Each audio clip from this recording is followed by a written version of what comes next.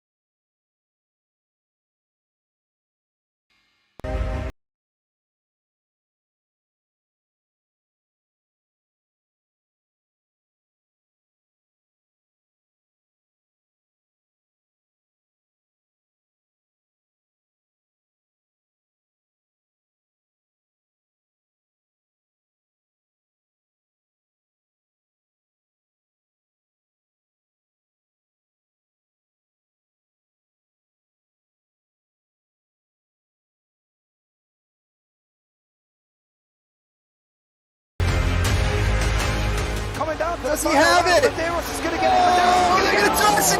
They haven't got it. He's on the outside line though, going into the fastest corner on the circuit. Surely this can't work.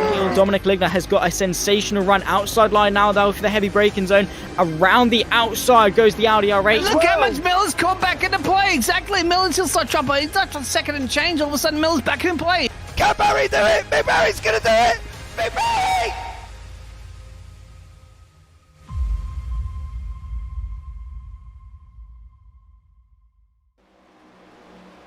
Good evening, race fans, and welcome to the Tuesday night BFC playoff round 2 at Auto Club here as well. We are, as always, sponsored by the Killer Brownie Company. Go and check them out down below at killerbrownie.com and find out if you can get some killer brownies in your area. I am James Parfitt. I'm going to be joined in the booth once more by the man with all the knowledge, the Mr. NASCAR himself, Kenton Sportak. But let's have a look at the current scores on the doors. Now, we know Alex Witt qualified last week, and Matthew Norberg has already qualified. But Dan Michael, Noel Jackowitz, Rodney Roberts, Hunter Carlson, Andrew Williams, and Brendan McLaughlin have not qualified yet. There is 2 straight through and 2 places left. I think that's a good time to bring in Kenton and have a discussion about this situation here at the moment. Kenton, welcome in, sir. How are you? I'm doing well, excited. Hockey season started today, so been keeping tracks of all that, and excited to keep track of some points and pretend I can do math very quickly. Well, I'm glad you're going to be doing the math in the background, because I am not going to be doing the math. Now, the situation is this, right? 2 places gone, 2 remaining. Auto Club, you've told me that this track is nice and wide. We shouldn't bleed cautions. We should be all good. Yeah, it is a very wide track. The apron isn't, like, there's not a lot of apron going on around it, and you can kind of see that, but the actual track surface itself it looks almost like 6 different lanes that you can kind of utilize there. It's a very wide track all the way through. It's not crazy banking by any means. Your turns are 14 degrees, your front stretch is 11, the back stretch is 3, so it's a fairly flat track all the way around. It is quite easy to obviously carry too much speed because there's not a lot of banking. And it is easier to get onto and off of the apron on the front stretch going through the start-finish, as we just saw here with Dan Michael and Christian Estrada. Christian Estrada there. But so it is easier to sort of pull that off.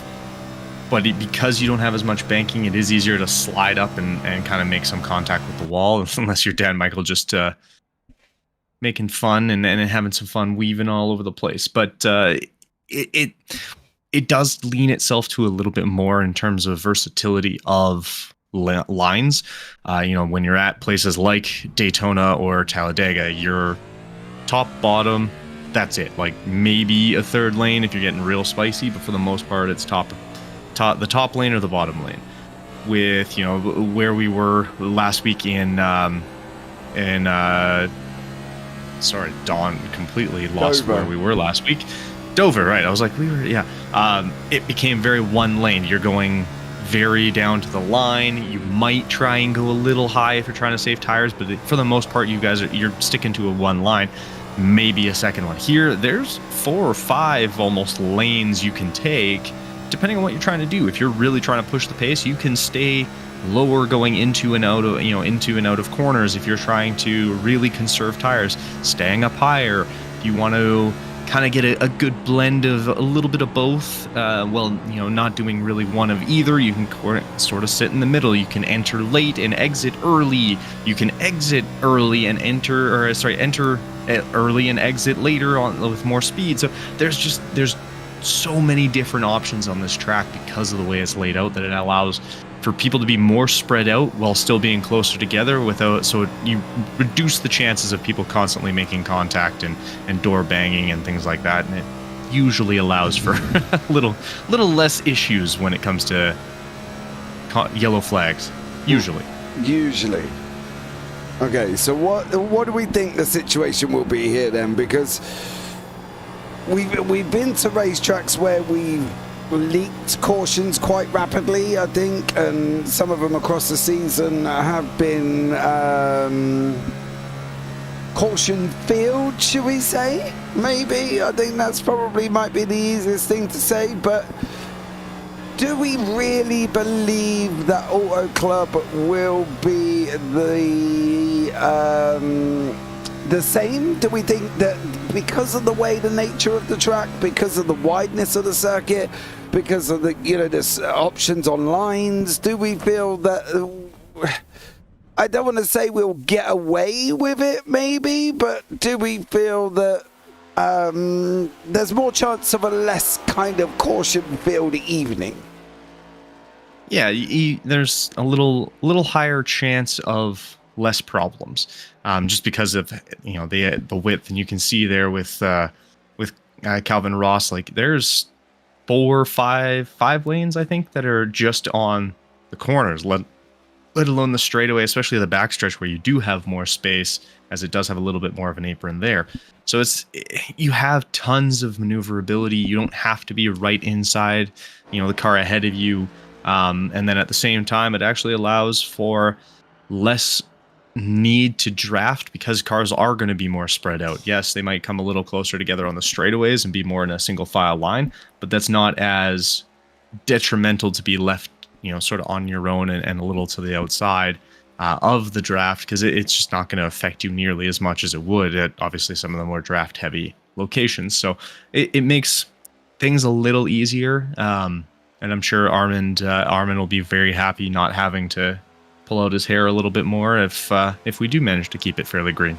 Yeah, you can see the livery that he is in this evening. That is partly due to the fact that me and Mr. Brusso had an interesting conversation this week, where we kind of disagreed on some things regarding the certain situations happening in the world, shall we say. Hence, there is a NASA livery on Armin Brusso's car there as well. Welcome in, Ria. Thank you so much. Terry Spainhour Senior, go get the poll, TJ. Ria Raccoon, James Loki asking, can I get to bed at a decent time tonight? Well, you're probably not too far from it, to be honest. Lydia, welcome in. Brad Young as well. So let's see what happens here tonight. And you never know. We've got 16 cars on track at the moment. We've got a bit of a short field as well, 100 laps. It's going to be interesting, I think, if nothing else. And yeah, maybe I'll get to bed before 3 o'clock. Maybe I won't. Maybe I'll get to bed at 4 o'clock. I don't know.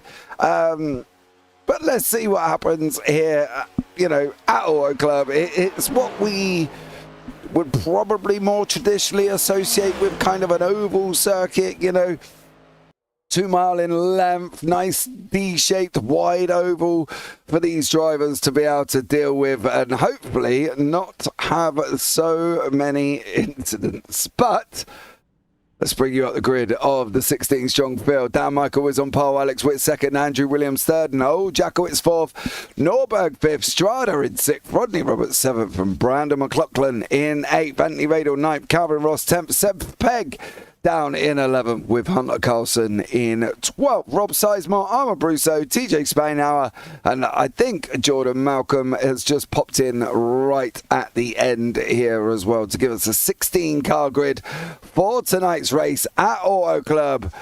Let's see what happens now. I am calling a Peggles win, says Seth Pegg, and Colleen, not now, less theories, more cheese, she says. So there we go. There you go. Also, I think actually Jordan had a penalty from his last race because he hasn't raced in a few weeks now because he did have the penalty. Although that seems a long time ago. That was back in July. Maybe, that might be an old one. Yes. Yeah. I think that might be an old penalty. I was like, I thought he had something that he would have made it why he didn't run a quali or something along those lines, but I guess not. So, okay, never mind then. Thanks, Kenton. Well done. Glad I could help. Rhea, I'm not sure what you did apart from just confuse me. Rhea's finally getting her racing rig back tomorrow. Well done. And Brad's going to have his rig set up soon as well. Look at us being influencers here. If anybody from a racing rig company want to give us a shout, can do. Email and all that's down below. I will gladly test things for you. I'm open for testing and I can be bought. Basically, a fruit shoot and a packet of Skittles. That's all he needs. That works, man. Who doesn't love Skittles? I had freeze-dried Skittles for the first time ever. Amazing. Something's better than nothing, right? Let's face it, at the end of the day. Yeah. Hey, let's see how this all goes and let's see what happens here. It's going to be a very interesting one. 1, 2, 3, 4, 5 lanes as an option here for these guys as well. So hopefully the 16-car strong field will be able to keep it fairly clean here this evening. And yes, Rhea, that is me in a roundabout way saying, can I get to bed before 4 o'clock? That's going to be the question. But hopefully we're going to be up and running very, very shortly. 100 laps, 3 sets of tyres, 70% fuel, 1 fast repair. The 16 Gladiators, including Armand Brusso this week, taking to this track. It's going to be exciting. Sit back, grab your popcorn. Let's see what happens here as well. Hopefully you won't need too much of it, but we can never tell what's going to happen here on a weekly basis. We may have 10, we may have 12, we may have 4, but we're going to see as we're going to go into that Geico restart zone once more. And now it is up and running. Dan Michael taking it away at the checkered. He gets the whole shot away here and now is Dan Michael, Alex Witt, Andrew Williams, Strada, all a little bit side by side, but they're all away cleanly at the moment, all spread out like jigsaw puzzles on the table, Kenton. Yeah, and this is exactly what I was talking about. Like, there is no, this is the lane you run here. It's very jigsaw puzzle thrown out of a box, and it'll be our first yellow. Off to a great start. Yeah. Not sure who that one was on. I think if I kind of saw it correctly, it looks is that like the 81, Brandon McLaughlin? Yeah, it looks like the 81 comes up on Calvin Ross just a little bit. And I'm not sure if it was net code or if he actually makes contact. It's kind of hard to see. No, I think he does make contact there, Kenton. I'm not going to lie here, but that's that's contact there. So yeah, unfortunately for Calvin Ross and Brendan McLaughlin, that's not how you want to start. I mean, Nordberg's already through, so this is just funsies times for him. So. Whoa. We're off to a flyer. How did Armand Brousseau getting caught up in all of this incident as well here for Armand? There he is. It is Nascar livery machine. So I assume it was just a case of nowhere to go, much like I think that's Hunter Carlson who kind of gets tagged into this as well, as he actually make it through. Ooh, nope, there it is. He makes contact with, I believe that's the Peggles car. Yep, and 59. Now, here comes Brousseau, not even on the brakes. Boom, puts Nordberg up in the air. So, one caution down on lap 1. Off to a grand old start. Yeah, check in on y'all. Got to watch Street Outlaws. What is Street Outlaws? Yes. Street Outlaws? Street Outlaws? It's, if I remember correctly, let me double check. Oh, you're Googling, basically.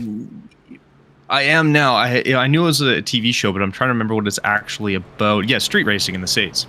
Oh, okay. Mm-hmm. It's like a documentary show. It's in... Yeah. I believe it's in Oklahoma. Peggles, we didn't go very far. We didn't go very far, did we? Lap 1, turn 1 here this evening. Not the finest start for you all. Oh, you all? Sorry. Y'all? James getting real into that NASCAR. Yeah. From deep south, brother. We all... The only thing about that, the only accent, like, the real sort of memory of that would be like Monsters, Inc., where the crocodile, Mama, there's a gator in the caravan. And he like, starts whacking it with a broom, and it's the bad guy from Monsters, Inc. That's about it. Oh, yeah, Randall. Randall, that's the one. Mama, gator's got in the caravan again. It's going, wow, gator. That one. Yeah, no, I know what you're talking about. Well, it's good, wasn't it? The accent weren't bad either, to be fair. Brad Young, street drag racing, he says. That's what Outlaws is, apparently. Yep. And clearly, Mr. Spainhour Senior, that's more interesting than the 86 Sun here. Clearly. Rude. But I'll forgive you this week, because we haven't had the greatest of starts. Can you do an American accent? That was about it, Brad. That was about all you're going to get out of me. You know what I mean? That's the only one I can probably tell you. Y'all. There are other things I can do an American accent for, Brad, but probably not very stream-worthy. Let's put it that way. So we'll keep it, you know, because let's face it, when an American always does an English accent, yes, Mummy wants some tea with a silver spoon and a cup, and we're going to hold it by the handle. Like, straight up, where did you even think that's how English people speak? Y'all? You know what I mean? No, just no. And you always do it with a very wide mouth as well. Like, I don't fully understand. It's like, you know, you seem to think that British people talk with a big old piece of wood in their mouth that separates their cheeks. And it's very bizarre. I'm not going to lie, Brad. I'm not going to lie. But let's get the race up and running, and we'll carry this one on after here as well on lap 4. Into the go restart, so we go. Dan Michael once again lead us the way here, and we're up and running 5 of 100. Can we make more than one lap? Let's hope so here tonight. 15 cars on track. Peggles is out onto the track as well now. Go Seth Pegg. Christian Strider there once more. Paul LeMay, welcome in.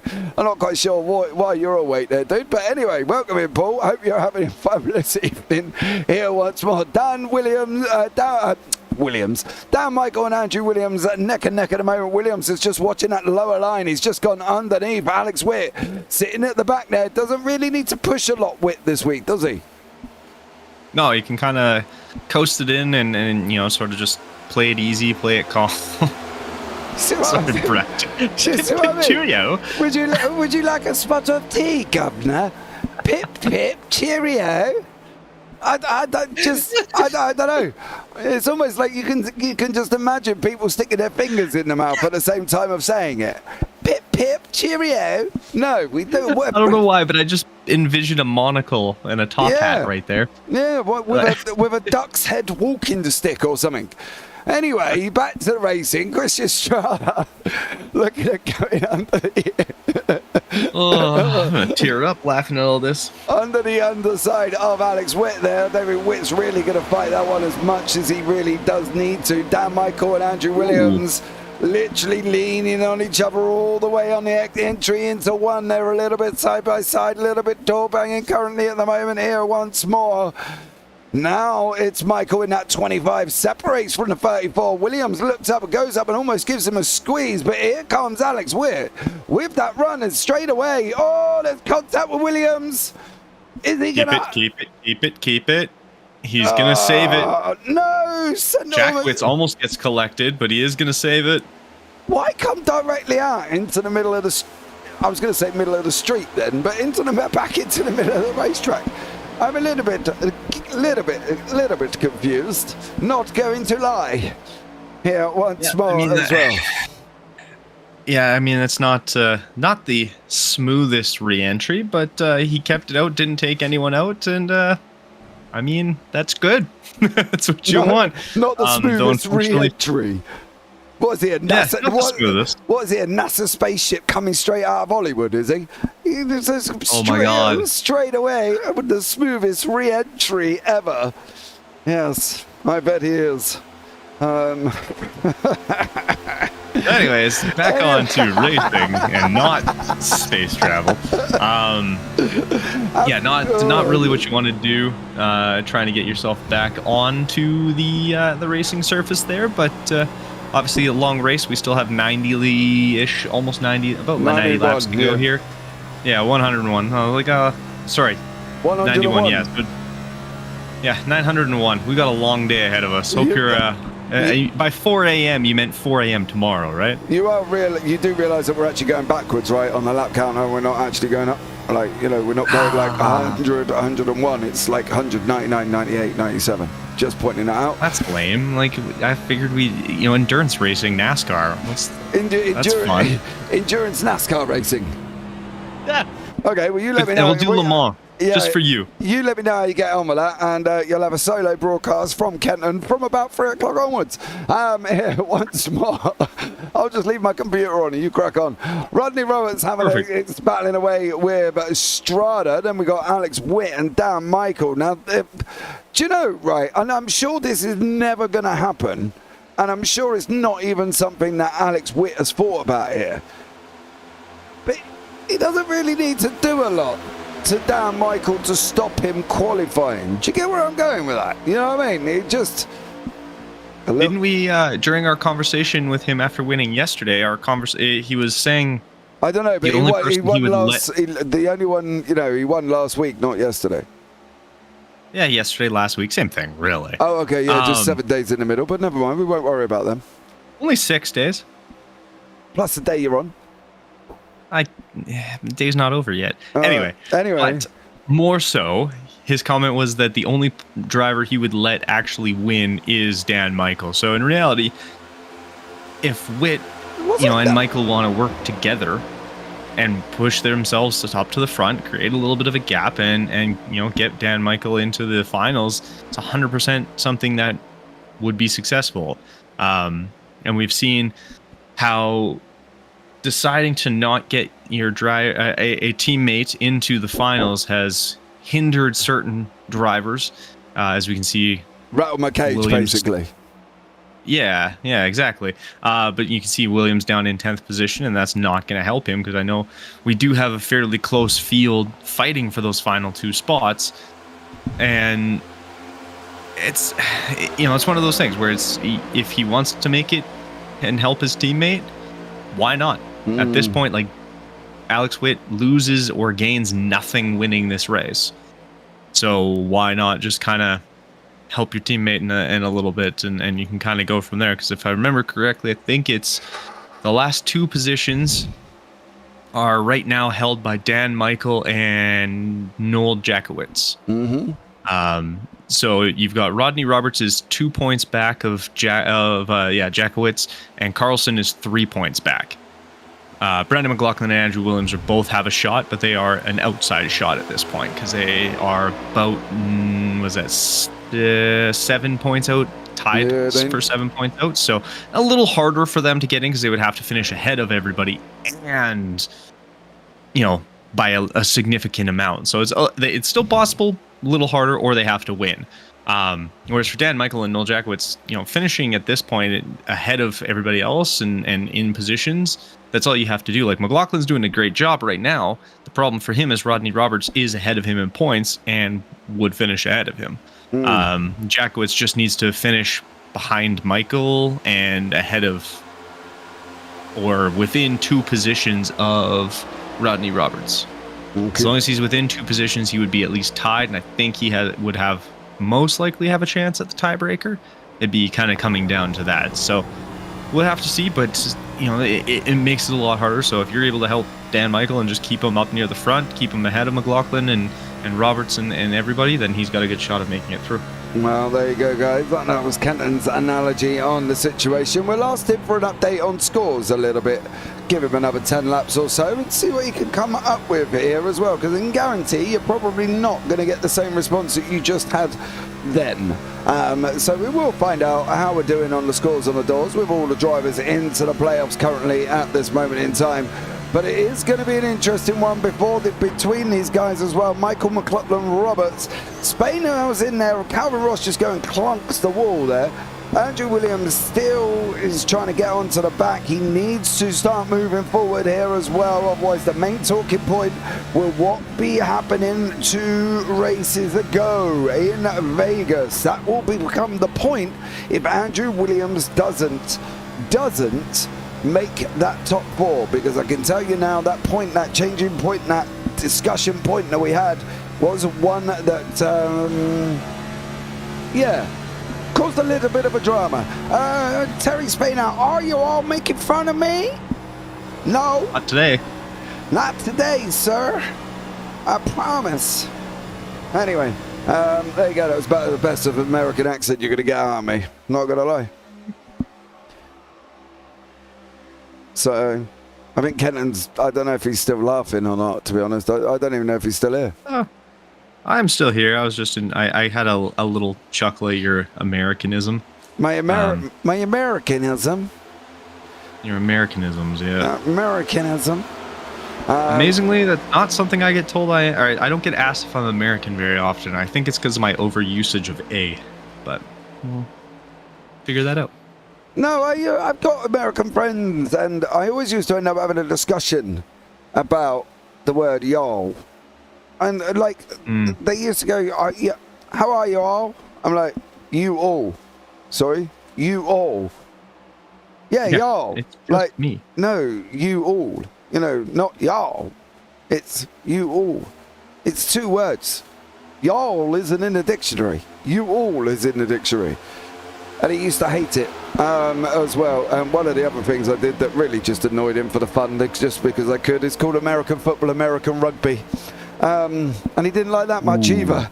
So, if you're going to go around upsetting a friend, just call it American rugby and see what response I get. Let's just put it this way. I didn't get a good one. Dan Michael's just about to try and get under the side of 48 there as well. That's Rodney Roberts. Michael's got a bit of a run here. He's got Brandon McLaughlin in front of him at the same time. Strada's up the road. He doesn't really need to be... save it. Good job. Rodney Roberts hitting the wall and then managing to save it down on the coming off the top there as well. But it is still Alex Witt, Strada and Brandon McLaughlin went down. Michael tucked in behind them, followed closely, followed by TJ and Rodney Roberts. Andrew Williams getting himself in the mix once more. He goes up past Calvin Ross. Jakowitz and Williams just kind of go to either side of Calvin Ross here as we go into lap 20. 80 remaining. No real dramas since lap 1, and we've still got Alex Witt out in front.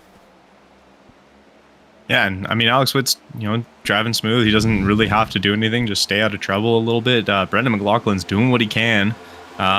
He is looking on the outside, looking in right now, but he's definitely making moves and trying to do what he can. And there's only so much he can do, and obviously trying to go for the win is his best shot of getting in. So he's definitely put himself in a good position. Obviously, we still have 79 laps to go, so a little early for expecting a win, but he's definitely put himself in a good position so far. I think the thing is with this evening, right, all of them drivers in red on the left-hand side there, guys, says that basically their fate is in their own hands this evening, right? McLaughlin, Michael, Roberts, Williams, Jackowitz and Carlson, their fate is in their own hands.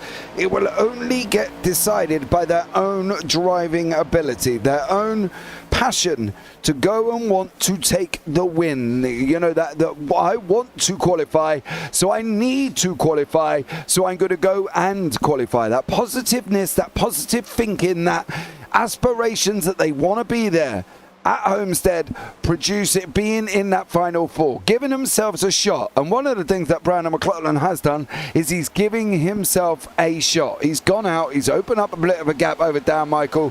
He's got everybody else in red behind him, and he's giving himself a shot. And I think we can't fault him for that, Kenton. You know, he's a trier, he's a go-getter, he's a up-and-runner. He wants to go and win, he wants to get into that final four. Go Brandon McLaughlin. That's all I've got to say about that one. Rear there. Hey, isn't Oxford British? Interesting. Huh? The dictionary? The Oxford dictionary? Is that what we're talking about? I don't know. Oh my god, that sounded Canadian. Oh. Yeah. Oh. And that's one of the other things that does make me laugh as well. When they all take the mickey, when Americans laugh at the English accent, and then you sit back and go, what language do they speak? And they go, English. And you go, okay.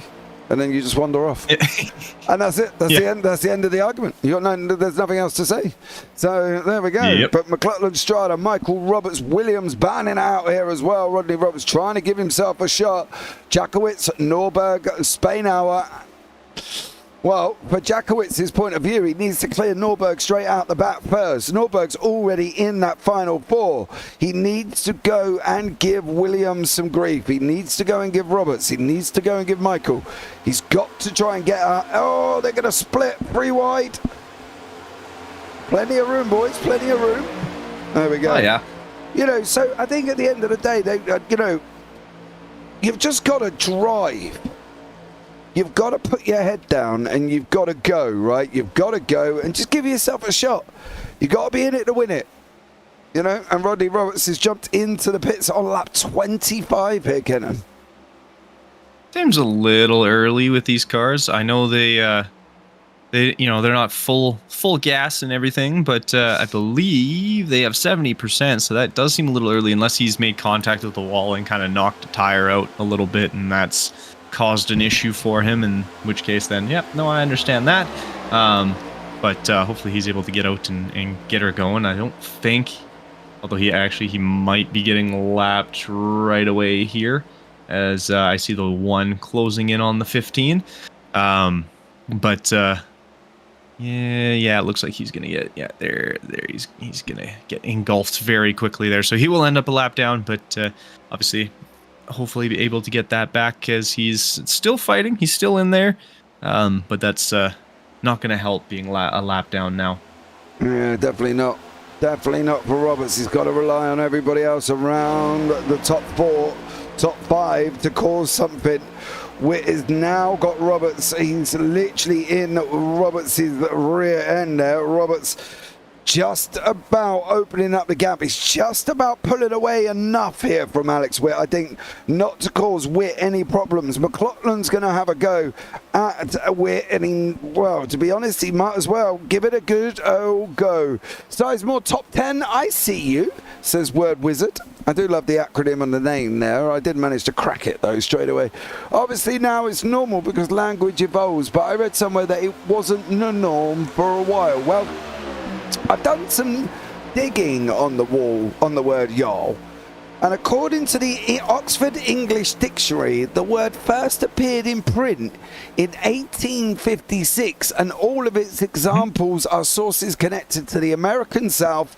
Michael Montgomery, a noted linguist, said that early use of the word is unknown in the British Isles, but y'all is apparently a full-blown English dictionary word there, which I didn't know until this evening. So there we go.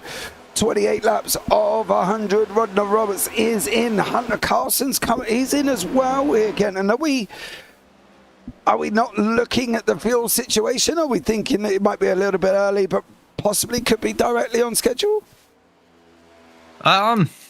Possibly, but I think it's a combination of a little bit of damage and some fuel, because I don't think your tire wear is going to be as drastic as some other places, but they are still taking, like, it looks like Anthony Radels he's been in a couple of times, but I think he was involved in that incident.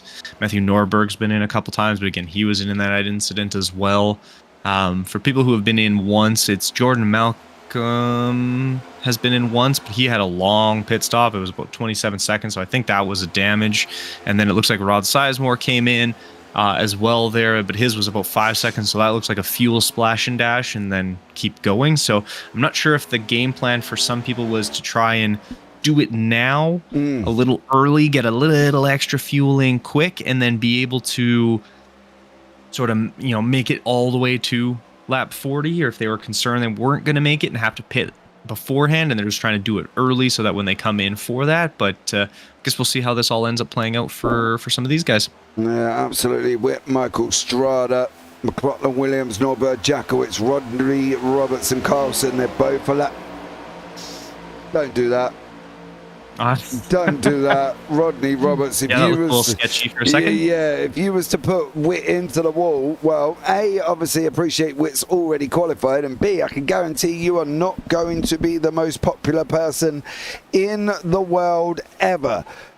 Rhea, I'm going to respond to that comment very, very shortly. I want to just see if Jackowitz can clear Norberg in that Tabasco car here as well. Norberg in the Chevy, Jackowitz in the Ford, and then they've got the Camrys. We've only got two in the field at the moment of Spain out and Calvin Ross. They're further back from these guys, 7th and 8th. Jackowitz and Norberg running side by side. Team game. Kenton, team game. Do we think Norberg can play a game with Williams, play the team game, try and get in front of Jackowitz, try and get in front of William, in front of Michael, and cause a little bit of a roadblock situation?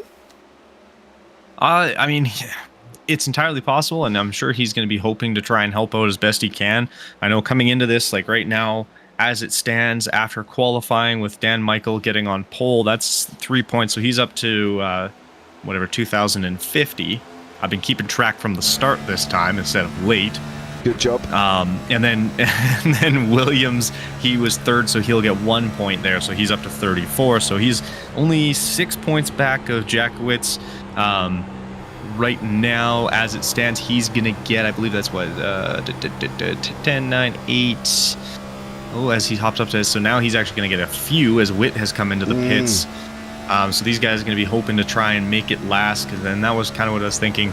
Some people coming in a little early to try and make a pit because they didn't think they were going to make it, and some people probably have been fuel saving.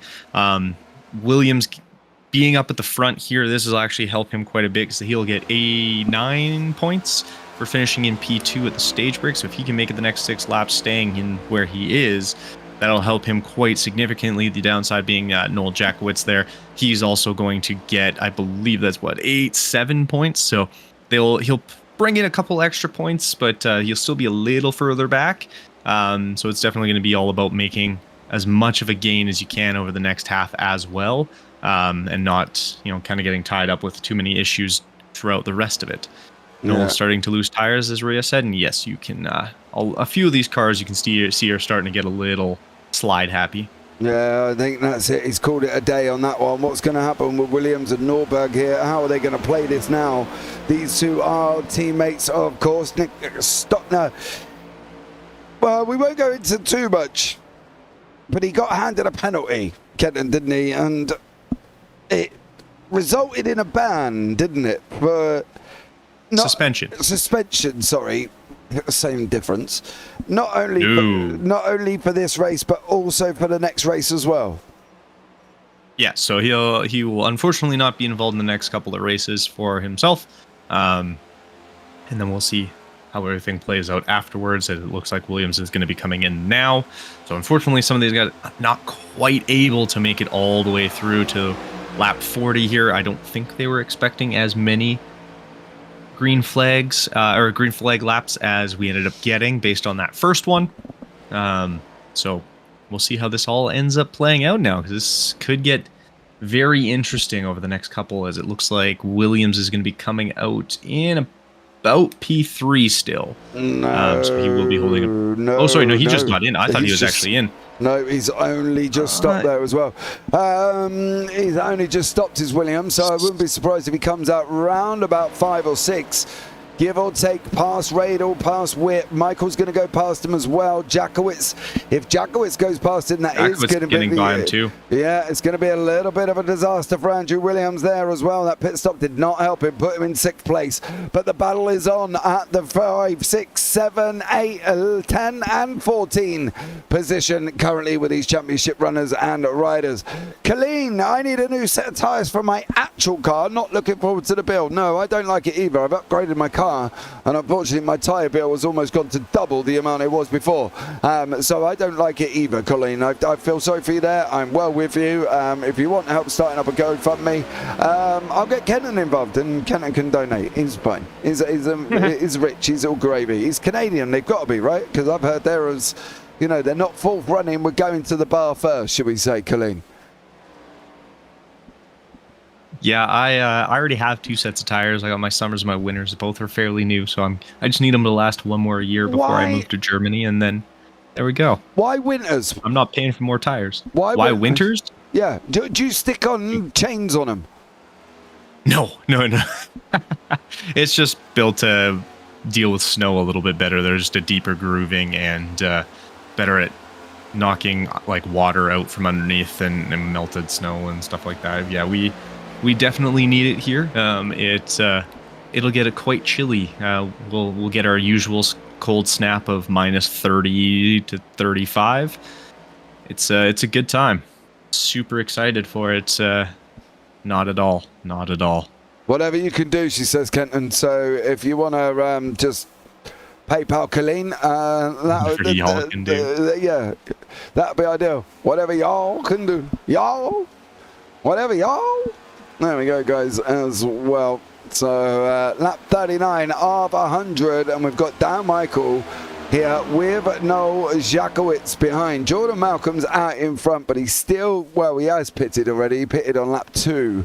So generally he should, and I believe he should, make the stage break here. If I'm not mistaken, Kenton, he should make the stage break, because 2 onto the 39 or some 35 or 36, some have got 39.40, and we wouldn't pass Geordie for fuel saving the absolutely living life out of that car to make it to the stage break, would we really? No, I 100% expect that he is going to make his stage break, considering it's going to be now for him. Yeah, that's just stage. I'm like making sure there wasn't a crash or anything. So yeah, so that with the stage break here, that'll put him in front, and now I have to go through and figure out who was where, when, and why. Right, so you got Jordan Malcolm, Alex Witt, Dan Michael, Noel Jakowitz, Andrew Williams, Matthew Norberg, Rodney Roberts, Christian Strada, Brandon McLaughlin, and then Robert Sizemore there as well. Just checking in, what happened to TJ? Nothing. We've just had the pit stop cycles, Mr. Senior, and that's about where we're at the moment. So we're just having the pit stop cycles coming through. We are now on to the official stage break on lap 40, but after this, it's a straight run to the end. Straight run for these guys, so let's see how they all can get on, but it's going to be Jordan Malcolm, Witt, Michael Jakowitz. This is going to work out in Jordan Malcolm's favour, Kenton, because at the end of the day, he hadn't pitted. He's now almost got technically a free pit stop. Yeah, he's going to enjoy that fact, and he could probably come in and get some tires. I think most people did a splash and dash and, didn't bother to take tires. So they'll most likely, everyone will be coming in, getting some new tires, refilling on whatever fuel they did use up in that, and then getting right back out there. So I would not be surprised to see pretty much everybody come in here, unless they did decide to take tires, but I don't think anyone did for the most part. Just looking at the pit lane times, most of them are pretty short. As you can see, pretty much everybody's coming in. Yeah, So- pretty much. Literally, Hunter Carlson is the only man who isn't, and Armand Brusso there in that livery. And then Seth Peggles, of course, from the Dan Murphy Racing in that Ford is also going out as well. So I'm presuming they're going to get their laps back. Brusso now... actually, Carlson has, Brusso at the moment has not, so that's interesting. But we have got a pit lane race going on here, and who is going to manage it out first? Kenton, who do we reckon is going to manage it out of all of them? It is Dan Michael taking that pit lane run. He has got out in front of the field. Dan Michael there, the winner in the pit lane today. Jordan Malcolm got out first. He is way out. Yeah, but he was 18 seconds in front. He's going to have to... Oh, is he going to have to stop again? Well, it depends what Geordie's done. I don't like the fact... He was in there at the same time, 50 seconds. Yeah, so he did tires and fuel. Yeah, and he was already out a long way in front, right? Wasn't he? So technically, Jordan Malcolm, yes, he has won the pit lane battle, but he's also... I think come from where he got caught up at the beginning there, Kenton, and he's a little bit out of sorts. Well, I suppose technically he's actually now on the same schedule as everybody else, isn't he? Yeah, no, he'd be right there with everyone. So that as odd as it is, the crash at the beginning, it was a very beneficial one for him. As he was able to come in, get fuel, make it all the way back, and get himself right involved, and now he's up front and. Good on him. Yeah, he ran 39 laps. That second stint. Yeah, second stint for him. He obviously picked back on lap 2, I think it was. But 39 laps on it. Everybody else went 34, 32, 35, 32, 34, 30. Rodney Roberts with that second earlier, 24, and then a 17-lap stint as well. So if he has changed tyres on both of them, he's going to be 2 sets to the down, and he's only got 1 set remaining. Hold on, 1 on the race. 1 to start, 1 there, 1 there. Yeah, that is 2 sets, and he's still got 1 set to go. So let's see how this one all kicks off. It looks like Mr. Pegg went off track here. What did you do, Seth? Oh, just got on the throttle a little too much. He just wanted to drift the corner, make it look good. It's just a slight problem with that. He's in a Vegemite car. They can't look good even if you turned it upside down. So there we go. Switch back and forth. Okay, Mr. Spino, Senior. Hope you're well. You carry on, sir. I'll have a look for it. Where do I find this show? What am I going to be looking on? Right. No. Here we go. Now... Green flag is out into the Geico restart zone. We go. We got Geordie Malcolm, Dan Michael, Alex Witt, Andrew Williams. Green flag's waving. It is green, green, green. 56 laps remaining. 44 gone already. 1 caution, forced caution to the deep. 1 on the stage break. And we've still got Williams, Michael, and Witt, and Jackowitz, Strada, Roberts, McLaughlin here as well. Hunter Carlson is now on the lead lap. He's now been given an opportunity. He's now got to take the most of it, hasn't he, Kenton? And I think that's the thing for Hunter Carlson. He's got to grasp it now. He's been given that lap, and he's got to go for it. Yeah, he definitely needs to. Thankfully for him, that stage break kind of allowed him to get back onto the lead lap there. And now it's just, keep your head down, stay out of trouble. Hopefully not get tied up with anyone else's causation of issues. And just keep it all going forward and kind of try and stay out of trouble. But I do have the updated from my own math of what I remember. So as of right now, Dan Michael is at 58 points. or 2058. Oh. I'm just that's not going to help, and that's going to be another yellow flag. Yep, that looked like Jordan Malcolm clipping the wall, bouncing down into Dan Michael, and then taking out Noel Jackowitz behind them, if I saw that correctly, which I think I did.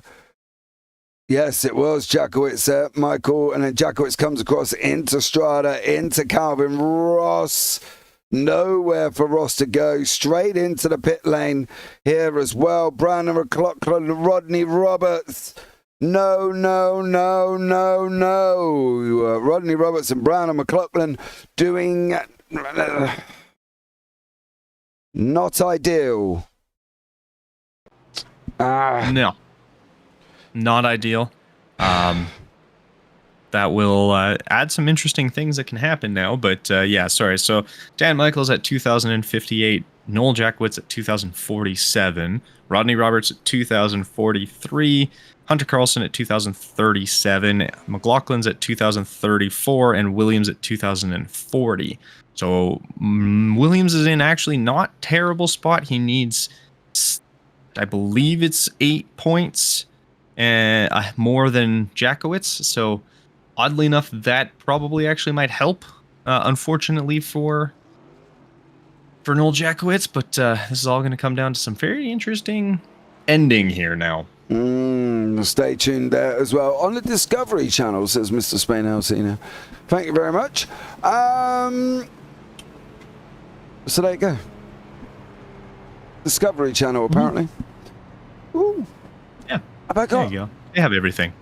Yeah, I know. I'm wondering if that's the Discovery Plus thing that we get in the UK. Excuse me a minute while I just check whether or not it is. I was like, I don't know. I don't know how to help you with that one. Yeah, I'm going to have a look. I've got a funny feeling that's the Discovery Plus that we've got in the house. Basically, we watch Speedway. So we have the Discovery Plus when we can't make Speedway events. So yeah. So I'm wondering if that's the same thing. Whether or not I've remembered my password correctly. I haven't, which is wonderful because I can't remember what it was. Peggles, that spin was embarrassing. I mean, it looked graceful. Yeah, it looked like you had it completely under control, Peggles. It did look like you had it completely under control. So I'll give you that one. Yeah, somewhat, I think. Somewhat? Did he really have it under control? Yeah, okay, he did. We're going to say yes because they're fine-tuned athletes. Uh-huh. Right. We are aware Seth's Australian, right? Yeah. Still a fine-tuned athlete. I don't know. Danny Rick does okay. Yeah, I don't know if we would put Seth in the same kind of thing. But anyway, we'll go with that. We'll go with the fine-tuned athletes. Pace car lights are off for the last 52. How comes you get Discovery over there, but I can't get Sky over here? I have no idea. It's an online subscription, Ria, so it costs me money every single month to do it. So the question is as well is whether or not I've remembered my right email address, because it's possible that I've not, of where it was set up. So unfortunately, I may have put in the wrong email. Oh no, it went into my spam folder, as always. So there we go. And I will have a look for that Street Outlaws and see what it is all about. Have you seen it before, Kenton? No, oh. I did not. Okay. I don't know. Never checked it out. Okay. Yeah, I'll have to though. I'll have to definitely check it out. They are in Australia. Ah, well then. Yes. Well done to you. So there we go. Right, racing runners and riders are going to get going once more. You can see them coming around the top part of the exit out of 4 onto that D oval to go. There's that pace car doing that wonderful left turn things here as well. 48 of 50 out. Nope, 48 of 52. Nope, 48 of 100. 52 remaining. Jackowitz tried to make a jump out the back there as well. He knew he had to, but has he managed to get out and make up gains? He didn't make up much of a gain there for Noel Jackowitz. Spain now is sitting in fourth at the moment, up 11 places with Norberg, Sizemore, Carlson, Strada and Michael behind him. Yeah, I mean, a fantastic jump for Witt there as he got away cleanly, but Williams actually went with him quite well. Spanauer in a good position, and yeah, Jackowitz has got some work to do, but he definitely still has lots of time to kind of do it here. We, like you say, we've around just under 50 laps now as we will cross through and start lap 50 right away here. So he definitely has time, but he definitely is going to want to get on making that, those adjustments and making up that time, because if he starts getting left behind, that can spell the end of it, as it looks like he is dropping real fast coming through there. So not sure what happened, as Williams now going to slide his way up as Witt, same thing. I think Witt made contact with the wall there.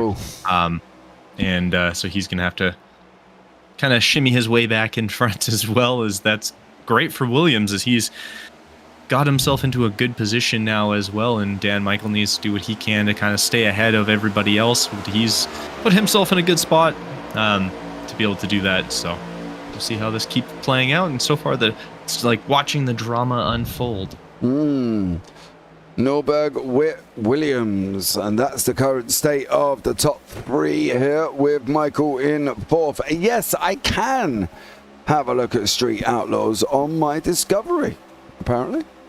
So there we go. Oh, there you go. I know. Oh yes, Oklahoma City's fastest street racers compete for spots on a top 10 list, apparently. So it's Fast and Furious, but I'm guessing it's legal. So there we go. Alex, Witt, Norbert, Michael, Sizemore, Strada in there as well. That Carlson, Roberts, Jackowitz. I'm a little bit worried for them being that low. If we get that long green flag run that we think we might get to the end. Yeah, if it stays like this could get really, really difficult for them to kind of make time up. But hopefully they're able to kind of figure something out and maybe start doing a little bit of working together to make your way through with a group, if you will. But we'll see. This race is getting more and more interesting every lap that ticks off. Every lap, Kenton's writing down new maths. Rhea Raccoon, which is annoying because I really don't dislike the F1 TV guys. Well, you get F1 TV, we can't get that in the UK. So why we deal with Sky and Sky Sports and Sky F1 all under one pass that costs us an absolute fortune every time we want to look at doing it, we'll pay for it or even have it. You guys get F1 TV on a subscription service. We don't get that. So we get stuck with a £35 a month bill from Sky telling us that we've watched Sky Sport, we watched F1 when, you know what I mean, not everybody watches F1 but might watch the football, or don't watch the football but watch the F1, or however way it goes, but we still end up being charged £30 odd or if not more a month for it. It's ridiculous, to be honest. I'd rather have F1 TV and subscribe to it. Are we when we say football, are we talking in American rugby or British soccer? The one where you actually kick it with your foot. Aussie rules football. Got it. Well, no, because they don't do that either. Yes, they do. With their hand. They do. With their hands. No, they kick more than they handball. Well, there you go. So either one, let's just call it soccer. No, actually, you know what? No, we're going to call it football. The one that takes place with the left and right foot to score in a goal and get paid an absolute ton of money every single week. That one. I assume you're using the term score in a goal very loosely, considering it's a tiny, tiny ball, and they're kicking it at a net the size of turkey, and they still miss, and games end up 0-0. Yes. Never understand how that's a thing, but whatever. I digress on that one. Don't even start with that. Depends on tactics and everything else when they've had their cup of tea in the afternoon in the half-time dressing room, you know. James, those are called field goals. No, they are definitely not called field goals. Not going to lie, but McLaughlin's giving himself a good old run here. Go on, Brandon, run him around the outside, son. He could do with a little bit of help there, TJ. I'm not going to lie. If you can hook him up there, you might be able to make him go... Carson through the middle, Fred in the eye of the needle. Jackowitz is coming here as well. Then you've got the 56 of Sizemore on the inside for good health. Jackowitz trying to come through in that 7. This is the thing, isn't it? When you've got the likes of McLaughlin, Carlson and Jackowitz all wanting to go forward. You can see in the background there's Roberts there as well, trying to stick his nose in this battle. This could be a very spicy midfield battle here, Kenton. Yeah, this is getting real interesting. I mean, Williams right now, with how Jackowitz is going about things, and now he's gotten himself up to 6, Williams basically has to win for him to get through. Jackowitz needs to hope Williams doesn't at this point, just based on points, and Dan Michael just needs to stay ahead. Like, that's pretty much all he has to do. Just keep ahead of Jackowitz, and you're basically in here. So as long as he's able to do that, that's the smartest move for him. Okay, bless you, Kenton.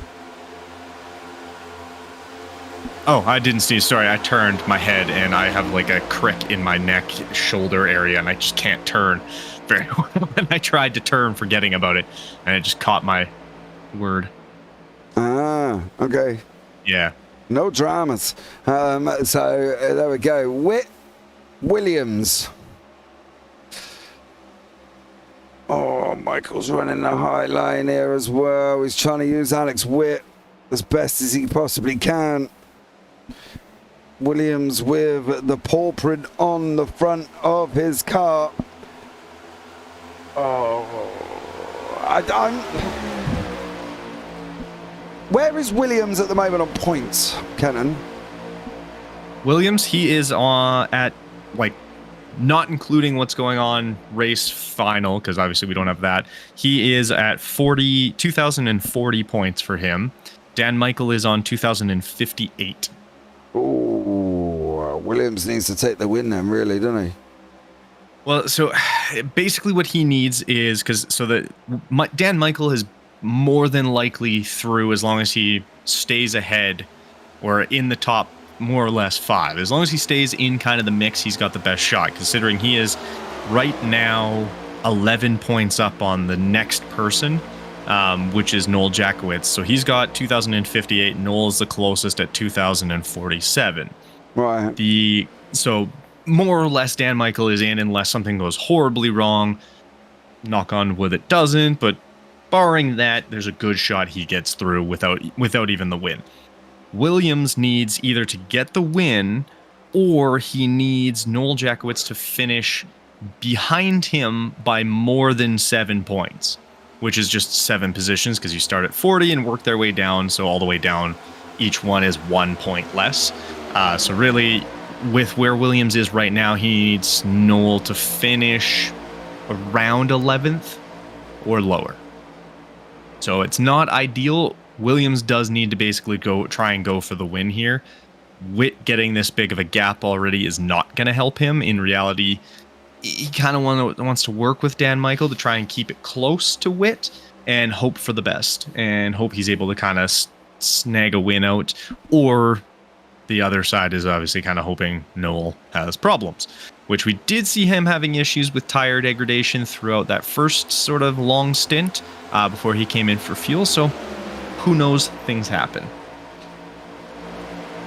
Okay. Sounds good. Cool. Great. Do you know what? I got lost somewhere in the middle there as well, and I got a little bit confused, and I was like, hold on a minute. So hold on, who's got to do? I almost went, sorry, just say that one more time for me. But I didn't want to be that guy. Williams needs to finish 7 points, 7 positions, or 8 technically, 8 positions ahead of Noel Jackowitz for him to get through without getting the win. Dan Michael's pretty much safe without a win. The only other one that's in kind of close contention is Rodney Roberts, and he needs to finish 5 positions ahead of Noel Jackowitz, and currently is 1 position behind him. Okay. Williams probably could have done with a few more drivers then to try and get his 8 places ahead of Jackowitz, right? Yes. Okay. He probably would have enjoyed the 25, 26, player field a little more than not having that. Okay, so It basically, just gives him a little extra space. okay, so the fate is in Williams' own hands here, right? He's got to go In a out lot and of ways, win. yes. He's got 37 laps on the clock. Okay, so Michael we think is through, give or take. Yes. Right, so Michael is through.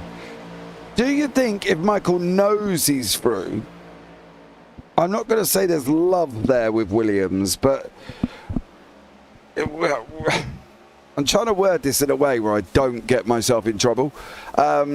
Because I'm not going to lie, I've been in the steward's room 3 times this week already, and it's only Tuesday.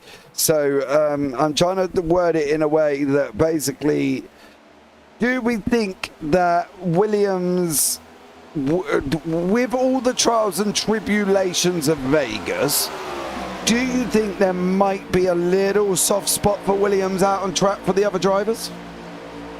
Possibly, but in the case of Dan Michael, he's also in the same grouping and I believe a teammate as well of Noel Jackowitz. So that's where a little bit of a wrinkle shows up. Okay. So I mean, he could definitely, but it's all gonna, I think, come down to who ends up doing sort of what to help out, or who's going to get the extra help, and kind of go from there. And it's going to make it real interesting because the way it is right now, with Jackowitz being in 8th position, Williams is obviously in 1st. That would work out. Or if Williams finishes 2nd and Jackowitz finishes in 9th, that also could be a thing. So it's very interesting. I love the fact that we're there as well. As someone who is here almost every stream, I need to know what got you sent this week.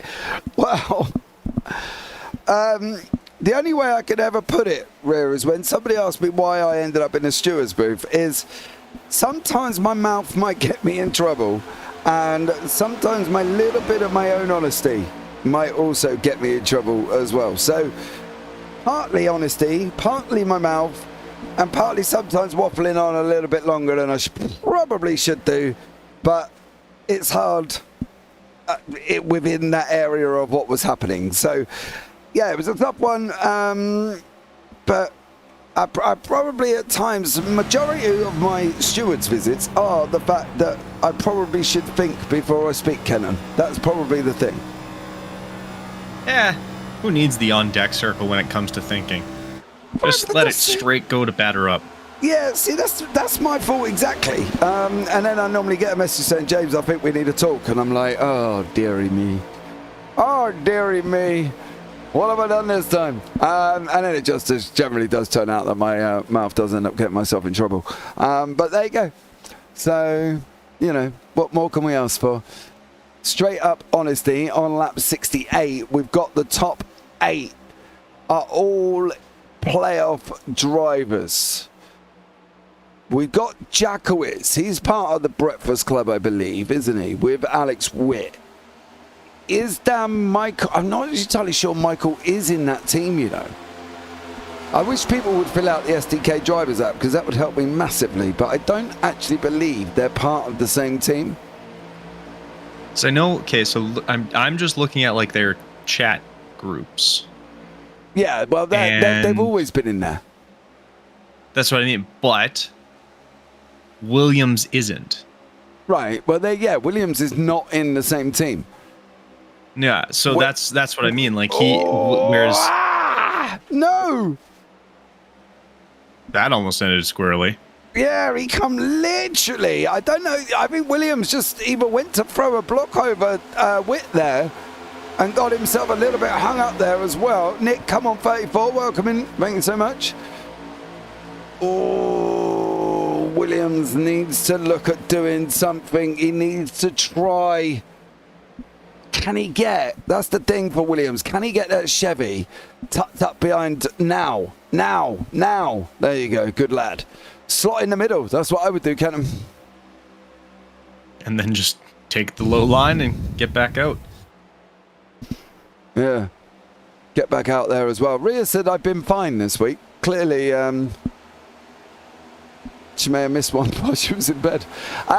So there we go.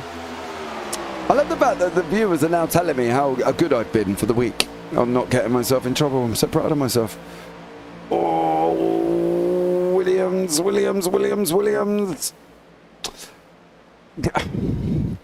From Williams' point of view, right, he can afford to let Michael go away because Michael, I think, is probably a little bit more further ahead than Williams really wants him to be.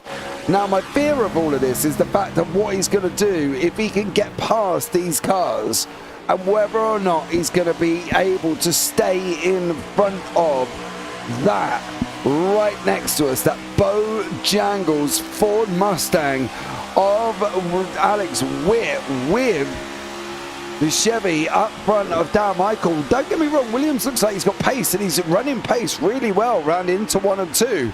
Loses a bit on the back stretch coming down into 3 and 4, but generally his 1 and 2 is pretty tidy. Yeah, and I think that a little bit has to do with Alex Witt sort of, he's been throwing some side drafting. And so that side drafting will slow down the car you're beside on both cars, basically. And it's kind of allowed Dan Michael to sort of create a little bit of a gap there. It makes it a little spicy. And it does kind of create some gap there. And you can see it went up to 40 seconds. And then Williams kind of broke away, got some space from Witt there, and was able to sort of push it a little bit more. And now he's closed the gap right up. But that side drafting it's a smart way to reduce someone else being able to get ahead of them, but at the same time it also does slow you both down, which was good for Dan Michael, but because Williams was able to kind of create the space and get out of that side draft, it sort of allowed him to start to reel back in, because it looks like Dan Michael's trying to tire save as much as he can, but they're all going to have to come in at least one more pit. I mean, we still have 26 laps to go here. They're going to have to come in for one more pit stop. And then we'll kind of see where it ends up going from there. But obviously positioning, if you're near the front and able to kind of get in, get out, and get away clean without having too many issues with other vehicles, that's going to be what you're really looking for here. Yeah, you can see the back end of onto the back end of Dan Michael's car there as well. You can see Williams as he's running that inside line here as well. He is to the right of us. He has just now taken the lead. Nick, I don't think that is relatively true to what you're saying, and I'm going to put it in a diplomatic term, that Alex Witt already come out and said there was only one person, I believe, in this field that he would let through to possibly get the win into the championship final. So I don't think there's any aggression there. I think Witt's just racing because Witt's is a racer. Yeah, he is being aggressive. That side drafting technique and being that close and things like that, that is an aggressive technique. He's not being over the top about it, but he is aggressively making sure that he doesn't get away, trying to help out a teammate, and with nothing wrong with it. Like it's within the rules. He's not, bumping him. He's not shoving him off or pushing him off the track or, squishing him into the wall or squeezing him into the wall or anything like that. But he is definitely making it more difficult for him to get a clean flow of the track to where he wants the track, where he wants to be at that point. So it's a smart thing to do, and he's doing it well, or was doing it well, and now it's just a case of it looks like see how quickly, Norberg and Williams look like they came in, and it looks like new tires for Williams there and Norberg as they both get out around the same time, and this could be a little bit tactical, as we do know they are teammates, and if they're able to sort of work together to keep pushing Williams ahead and sort of working through things that way, as it looks like Dan Michael has also now come in, and that'll Rodney Roberts there passing Williams will put him one lap down, but obviously Rodney Roberts, McLaughlin, Jackowitz, Carlson, Brusso, all are going to still need to take a pit stop. Well, Spainhour, Sizemore, Ross, Strada and Michael are all in at the moment.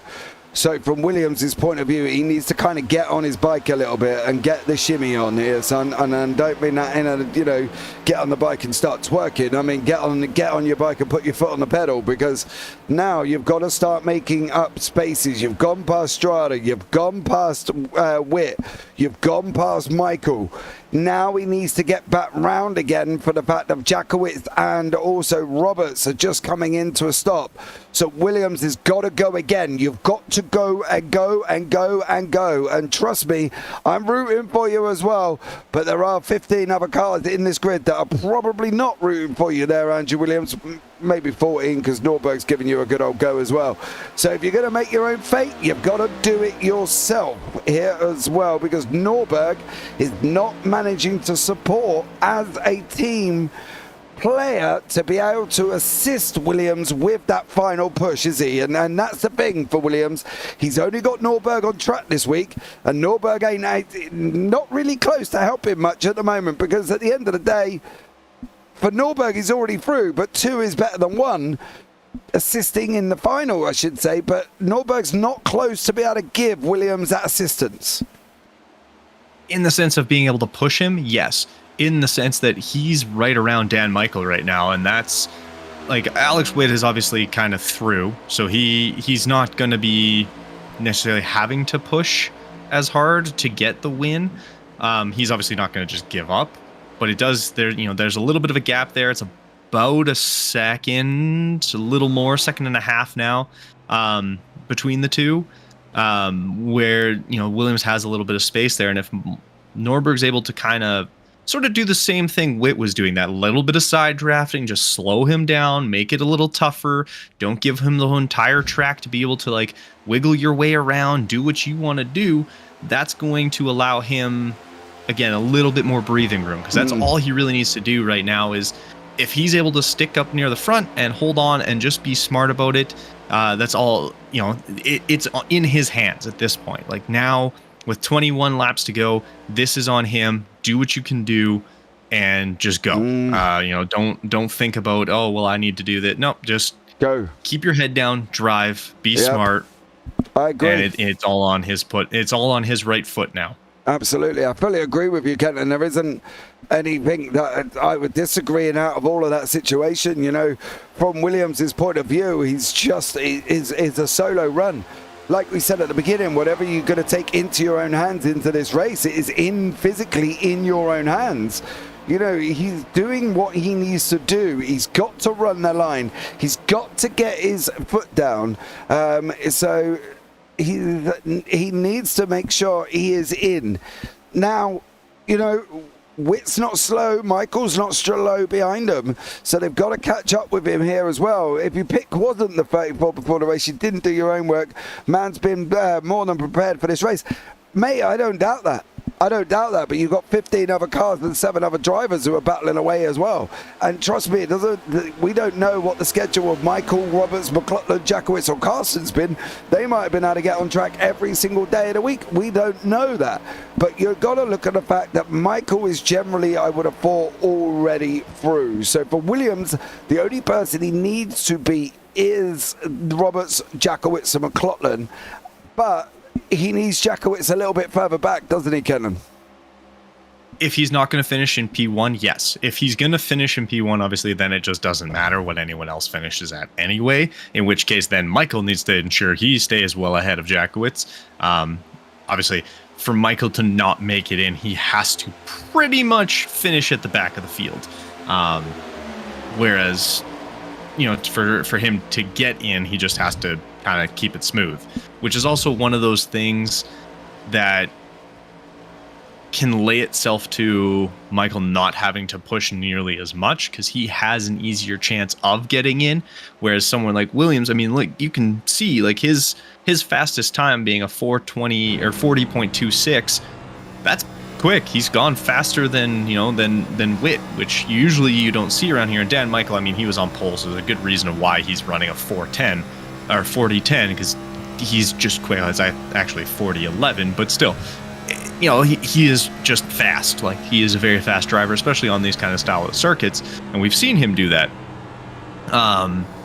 But it'll all come down. I think this race is going to be very, very interesting. As obviously you can see Dan Michael starting to make a little bit of headway, but there is still a decent gap. Looks about 1.4 seconds to Alex Witt and 1.6 seconds to Dan Michael there for Andrew Williams. So he still has some gap there, but he's definitely not going to want to let off the gas by any means. He's still going to have to push and put in a lot of, not necessarily force, but he's going to have to keep it smart and be smooth. Don't do anything crazy, but don't coast it either, because that will not work here. Okie dokie. So there you go. Kenton with more input for us as well. Hope you are all keeping on track what is going on with your favourite driver here, because I know Kenton's in the back frantically doing maths, aren't you, Kenton? And how is that one working out for you here? How is it maths on the fly? It's actually a little easier this time compared to last time, with having to control kind of 9 people all in, because they were very close together, that last group. Whereas this there's much fewer and fewer spots to get in, as I only have to really concern myself with 2 positions and the people who are closest to those 2 positions. Obviously things can change very quickly. We've seen that happen in NASCAR, but with the current positions I don't have to stress too much about that, so all is good. Yeah, definitely there as well. So let's see how it all gets on. What are we looking at the moment? Matt Norberg through, Witt through. If Williams wins, he's going to be through. Dan Michael, we presume, is already through. Strada, Roberts, McLaughlin, Roberts, McLaughlin, Jackowitz and Carlson could all miss out here once more, so we're gonna have to keep an eye and see how these guys will get on. You can see them all, Roberts, Jackowitz, McLaughlin and Carlson battling it out here. This is gonna be so tight. I think this is gonna leave us in somewhat of a lurch here, because I think you're gonna have to try and figure it out, but what you might get may not what everybody else gets. I mean, it's entirely possible. I'm trying to go off of the rules of their own rules, and obviously a lot of things hinge on where people actually finish. So we could be talking about this whole thing in last lap. Dan Michael could have an incident where he spins, takes out Jackowitz, and then the whole Williams then doesn't have to worry nearly as much. Or you could have suddenly everybody somehow has a problem and Carlson makes his way through on the last lap and ends up getting the win. There are so many things and different factors that can play into the ending of this race still. It's all going to come down to just kind of who's where when, and who makes the right choice and kind of gets that little extra luck to make their way through nice and smooth. As you can see, Dan Michaels hovering about 1 second, just under 1 second back of Williams there. And Jackowitz currently in P8. So I believe if Williams is to finish in second at that point, I believe that leaves Jackowitz and him tied for points. And then would come down to whatever their... Oh, that's going to cause an issue. Radel. Nope, they kept it green. Radel and TJ. Oh, Radel's off the side of the circuit, mind you. But that's a huge apron off the track, so... He is low there as well. So let's see what happens here as well. Nick, you race in real life Petit Le Mans this weekend then? Is that what you're telling us? Or are you just going to watch? Oh, there's a big load of smoke. Peggle. Oh, that's Peggles. Ooh. Now this is going to be the real interesting question is, do you come in with 11 laps to go? There's going to be about 7 or 8. I think that's just on his own. No, I think just coming out of the corner. No. Give me 2 seconds, sir. Let me get an angle for you here as well. I believe, if I'm not mistaken,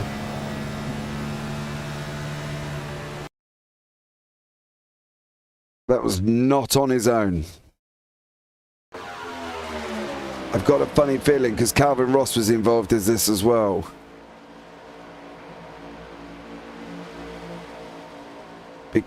because if I go there, you may...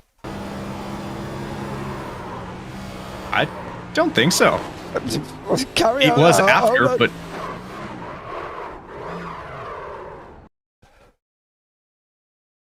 Okay, we gotta back that up. All right, let's see. Before that, you gotta go before that part. Don't... Yeah, see, he loses it there. Yeah, but watch. There's... Watch. Oh yeah, no, he loses it and then makes contact with Calvin Ross. No. Stop jumping the gun. Let it play out. There you go. That's exactly what happened. They both kind of lose it on the end of the quarter. They both dive at each other, and then he goes up to the wall, bounces off of it, and comes back down and clips the back quarter. Yeah. They both started their own slide, and then they both came at it together. So, that's kind of that's a racing incident. You can't really blame either one because they both kind of lost it and weren't able to corral it. Well, there you go. 9 to go. Spain hours in. To be fair, I would go in as well.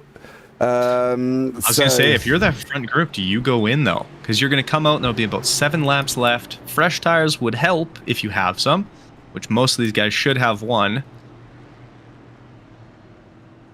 I don't know. Curious if these guys end up coming in. It doesn't look like they're going to, just because track position. But unfortunately, Williams isn't going to be, or Alex Witt's not going to be behind Dan Michael, so he won't be able to kind of give him any push there.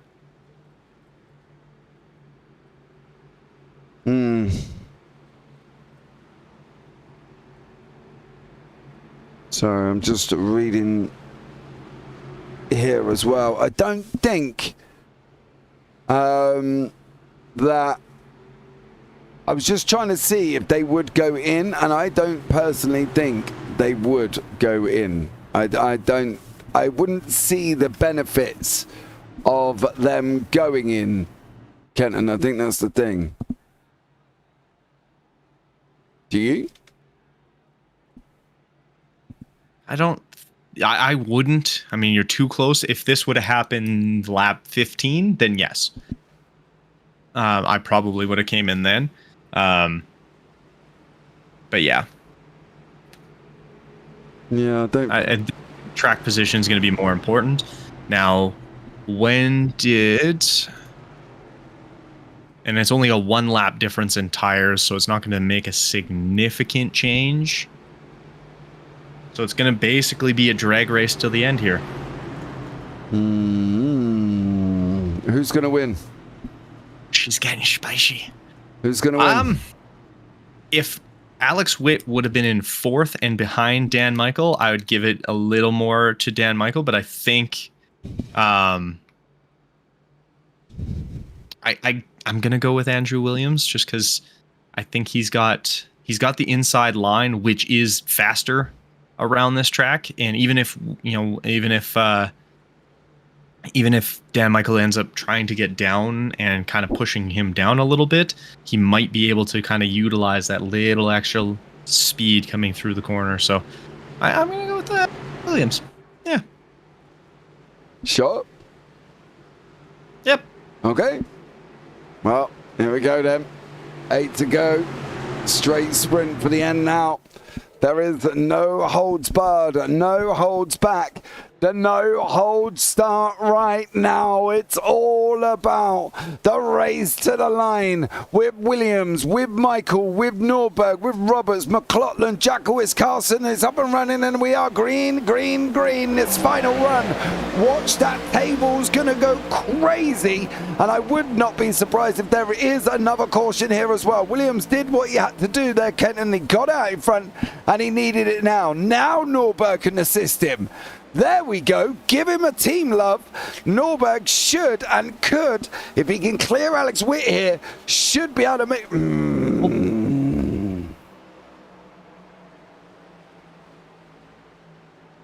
Ooh, this is actually, as funny as it is, this is another safety is helpful for Williams. But why? What am I missing? largely for the main reason of Dan Michael is now P4. That's not what I mean. After that. Where did the yellow flag come from? Oh, I don't know. Oh, someone lost a piece. It looks like Sizemore there.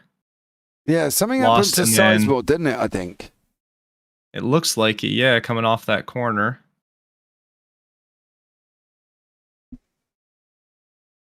What did he do?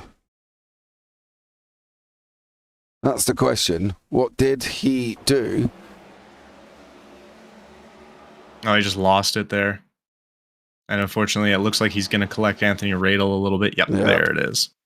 Sizemore Radel, I think, was the main protagonist of that. I'm not entirely sure that was deserving of a yellow, mind you. Not going to lie, because... well, I just don't think that was, but there we go. Now, though, I suppose, in general, would you be looking at... would you come in? That's the problem. Would you come in? No. No, not if you're Williams or Dan Michael. No. Like especially now. Like, okay, so that came out. We're on we're 6 to go. Sorry, we're on 6 to go. We've got, by the end of this, probably about 4 to go. Yeah. And yeah, if you come in, you're not going to have the time to get back that space. No, I agree. The one thing I would be interested to see here is how much of a play and how much of an opportunity can Norberg play with Williams. You know, and this is where things are going to get really interesting as well, because I mean, Dan Michael is still there. Like, he's in P4 and Alex Witt is in P2. So, like, obviously we kind of spoke about how Witt was going to be willing to let Dan Michael through, but Andrew Williams has Norberger behind him as well to push him and can play a little bit of the block game if he's able to. But because Williams gets to control the takeoff, he can try and get the jump on everybody and get a little bit of a gap. And unlike racetracks like Daytona and stuff like that, where if you get a big jump and you get that gap, it's actually more detrimental because now you don't have any draft to work with you, whereas someone else behind you is going to have that. So whereas here, if you get that big jump, it doesn't matter. You can hold that distance and you can hold that gap even if they do get a little bit of draft, because draft just isn't quite as effective in this track as it would be at some of those other ones. So I think it's going to get a little spicy. It's going to get a little fun. It's going to get spicier. Actually, it'll be 3 laps to go. Sorry, 3 laps. Yep, spicier than a Vindaloo at a curry house. So be prepared for this one, guys, as it is going to be up and running this time around for these guys here. And I think we are in for a race. Can we make it onto that final lap? Can we get it under the white so there isn't another safety car? Can Norberg assist Williams? Can Michael or Witt assist either or? We know Witt's already through, so can he assist Michael behind it? You have got 1, 2, 3, 4, 5, 6, 7 competitors all in the playoffs here within 2, 4, 6, 4 rows of race cars. Get ready, because the wind-up's going to begin. The racing's going to begin. It's all going to be going off here once more. Get your hashtags in. Who you think's going to win? Let's have hashtag Williams, hashtag Witt, Abash, Michael, Strada. Who you rooting for as we're coming in to that final 4? Can we go? Pace guard's going to be ducking in. There he goes now. We're coming into that go restart zone.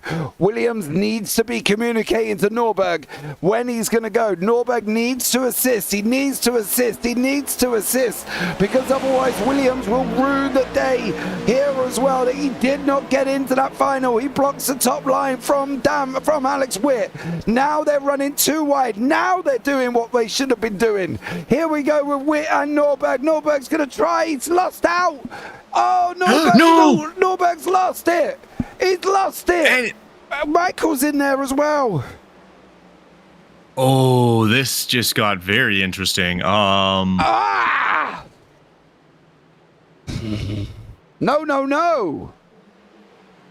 That's not. If you're going to end something, we don't want it to end in this way. But he got hit by Roberts. That wasn't on Norberg. No, That's Rodney Roberts hit Norberg. Yeah, I thought Roberts. Norberg just went straight back. Yeah, so okay, that's I'm a little bit okay with that in the sense that, that's, and actually Dan Michael gets bumped by Alex Witt as well, and that starts his kind of spin heading down towards as well. Because Witt kind of gets a little bit of a block thrown by Norberg, no contact. Oh, look at the secondary contact from Sizemore. Okay, that was not on Norberg in the sense that he did not cause the accident. No, I'm not saying that. I'm not. No, I know. It looked like it was a little sketchy from the outset, but we'll see how this all plays out here.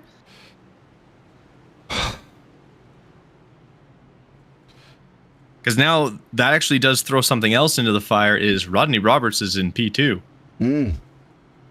He's also one of the drivers that can make his way through, and the only other one that was really going to be a big threat here. Oh, no. And this is worst case scenario for Dan Michael. And I like what Nick says. That was not in the playbook. And I don't think that one was on.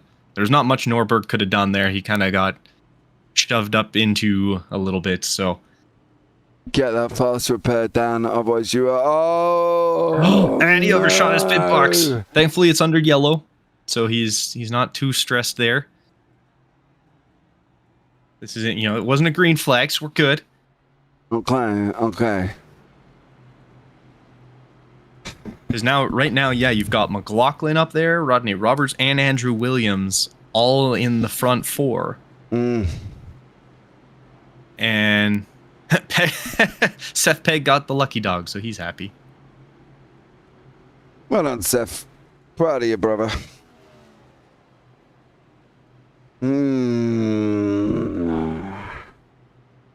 How is this one going to play out? Oh, I don't know now. Hard to say. Williams has not got his wingman. He hasn't got Norberg there now. Roberts hasn't got anyone. McLaughlin's not got anyone. Witt is there, but he kind of needs to almost allow Jakowitz to come through to fight there as well. Behind Jakowitz, you've got Carlson settled in. I don't know how this is going to work out. It's going to get interesting. It's going to get real interesting.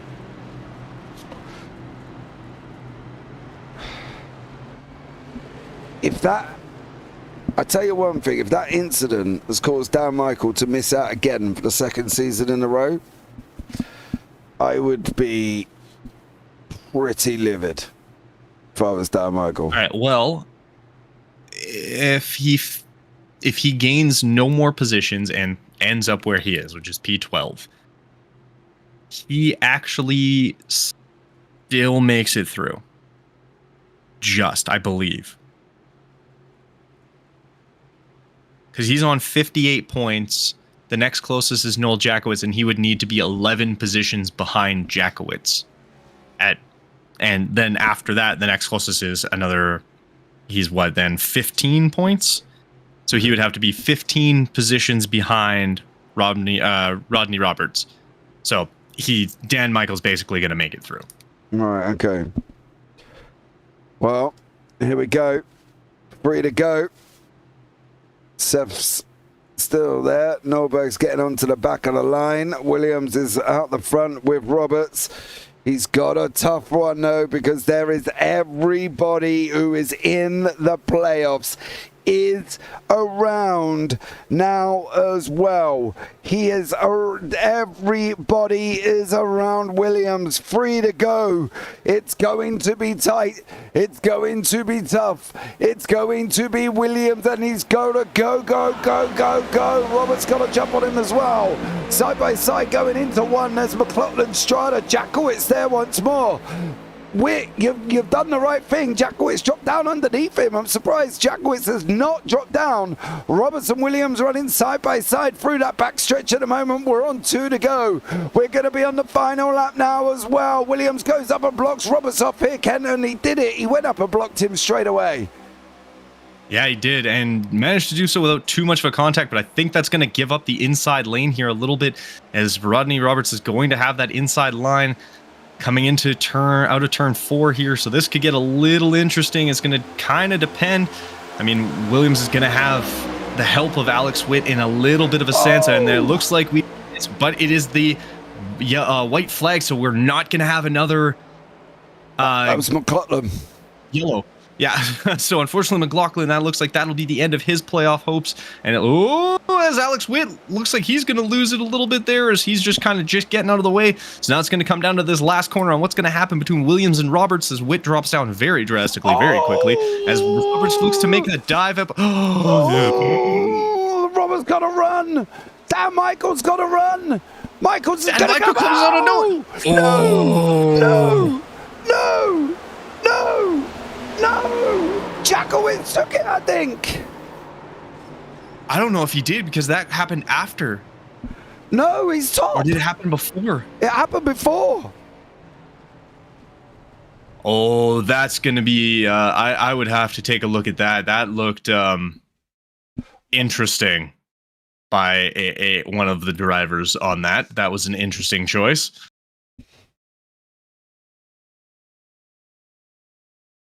Where are you going, Roberts?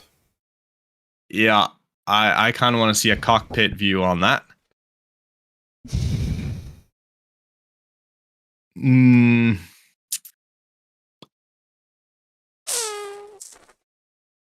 Oh, wrong one. I was like, Dan Michael. There we go. He didn't turn left at all. Interesting. Hold on. I think he got loose a little bit and started to slide. Yeah, he got loose. If we have a look here, you can see the kick. The tire kicks hard to the right, or this wheel. But then I think he's already loose. And I believe this man, Fred's the eye of the needle,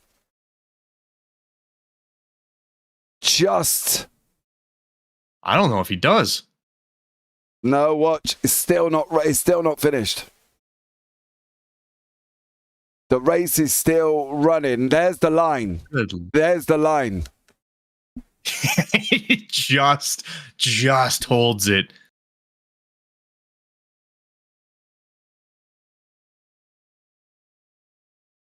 Steady. No, Dan Michael didn't make contact first. No, that's not on. Dan Michael's nowhere near Rodney Roberts when he comes back up there. I think we need to be careful what we're throwing around here at the moment, right? Because obviously you're looking at the same as what we're looking at. So let's back up the YouTube chat here. Look, I'm on the nose of Dan Michael. He's going to clearly go for the gap in the middle. There isn't any contact. There doesn't look like it. So we want to make sure that before we start lobbing accusations round all over the place, gentlemen and ladies in YouTube chat, please, let's back it up just a minute. There is no contact. Roberts is already loose at that moment, right? He starts going loose here. Yeah, he got loose before Dan even got behind him. Yeah. So if we go... Hunter Carlson's car. Oh, yeah. He's left. He's turning left. You can see right about there, he's already loose. Yeah. Like, he's already twisted. Yeah, I think you can see Michael's nowhere near any of it in the background. So, although we can fire, he clips down on the apron here. Yeah, that's what I said. Maybe open it up. He opened it up. He clipped him. So hold on. So while we're there throwing it all around, ladies and gentlemen, we need to back up a little bit here as well, because if we go right. Oh my goodness. So detective level stuff. Yeah, so this is where the initial contact starts, right? This is where I think the looseness comes in. Bang. Okay? Yeah, because he hits that apron. He hit him, yeah. He hit the apron. Car's already out, right? Because the car's trying to go up to the top part here at the moment in time. So Roberts is already loose here as well. So be aware that Roberts is now sliding that car. He hasn't got it. He's trying to grip the car there. Michael's gone past. There's Roberts turning right because he's just trying to correct the slide that he's already been involved with. And then Roberts hits Williams, and then the commotion and everything else commences. So Michael goes round. Then you've got Jackowitz squeezing as well. He's going against the 32 at the moment. That's Hunter Carlson trying to get through. Radel Strada also here. So let's we need to just be aware of what we're saying before we're looking and throwing accusations around in YouTube, okay? Because Russo has the best response. I got fifth. I know. I was like, yeah, buddy. But let's bring you up the results and see what the official results say at the moment. The officials says Noel Jackowitz in first, Radel second, Carlson got third. Now, where's that going to leave everybody on the points situation? I'm sure Armand Brusso will be off working that one out. Christian Strada fourth, Brusso fifth, TJ got sixth, Williams seventh, Roberts eighth, Norberg ninth, Ross, Michael, Whit, McLaughlin, Peg, Sizemore, Malcolm. All right, so what we are going to have to do, we're going to do interviews as normal. Okay, so we are going to have a chat with people and do interviews as normal. So before Bruce just DM'd me saying, 5th place, baby. So let's have a chat. After all the commotion and the chaos and everything else that had gone on, there was only one man that was deemed a winner, and that's number 7 here as well, Mr. Noel Jackowitz. Noel, welcome in, buddy. How are you? Yeah, we need to quit meeting like this. I don't know. Well, it could be worse, bud. You know, it could be worse. It could be a lot. You know, worse, we could be meeting over a Zoom or something. I don't know. Yeah, there you go. That would be worse. Yeah. I don't know for me or you. I'm not sure on that one. No. Right. Okay, that's fair. Right. So you've taken a win. Now, as far as we're concerned, you're booked into that final 4, right? Because you have 1. Now, whether or not there's going to be complications or penalties, well, that's not for you to worry about, and it's not for me to worry about either. What was it going into the race, Noel? What was you thinking? You had to win, you had to outscore, you had to finish above them. What was the main point of today's race for you? The funny thing is, the thing that got me here was just trying to be mildly consistent, at least finish, midway through on the stages, finish midway through the race, keep it as clean as I could.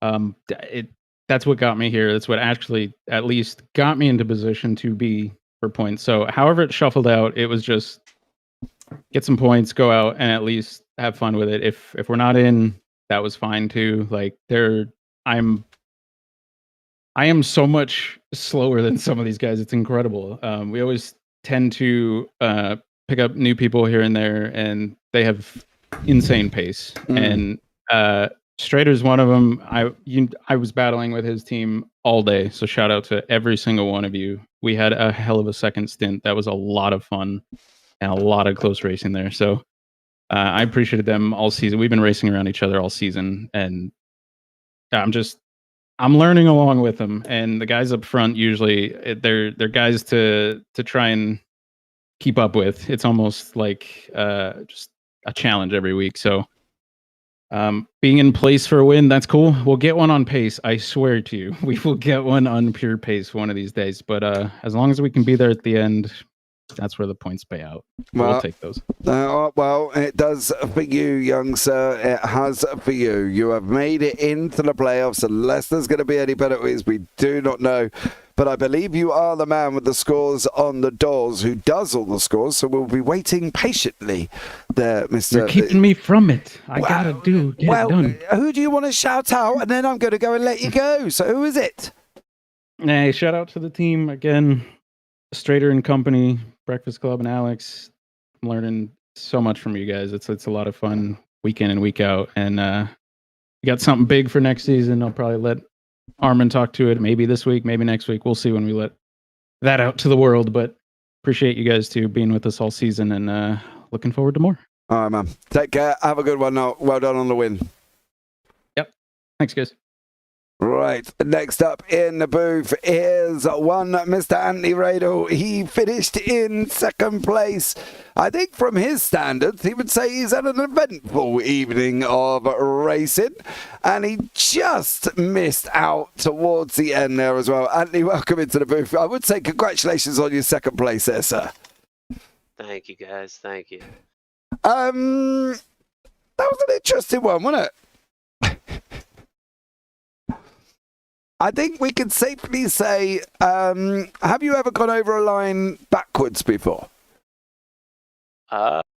Yeah, I definitely have. Not anywhere close to a good finish, but I've definitely gone across backwards, typically at restrictor plate races. Yeah, definitely. Finish second, though, you've got to be happy in that going into the race itself. It was always going to be tough, but what was on the line, I think, for people here as well. We had everybody in front. What was your plans to go in here? Did you think, I'm just going to go in and try and win, or I'm just going to go and run and have some fun, or what was the plan? Did you plan on getting involved in the mix that you had done?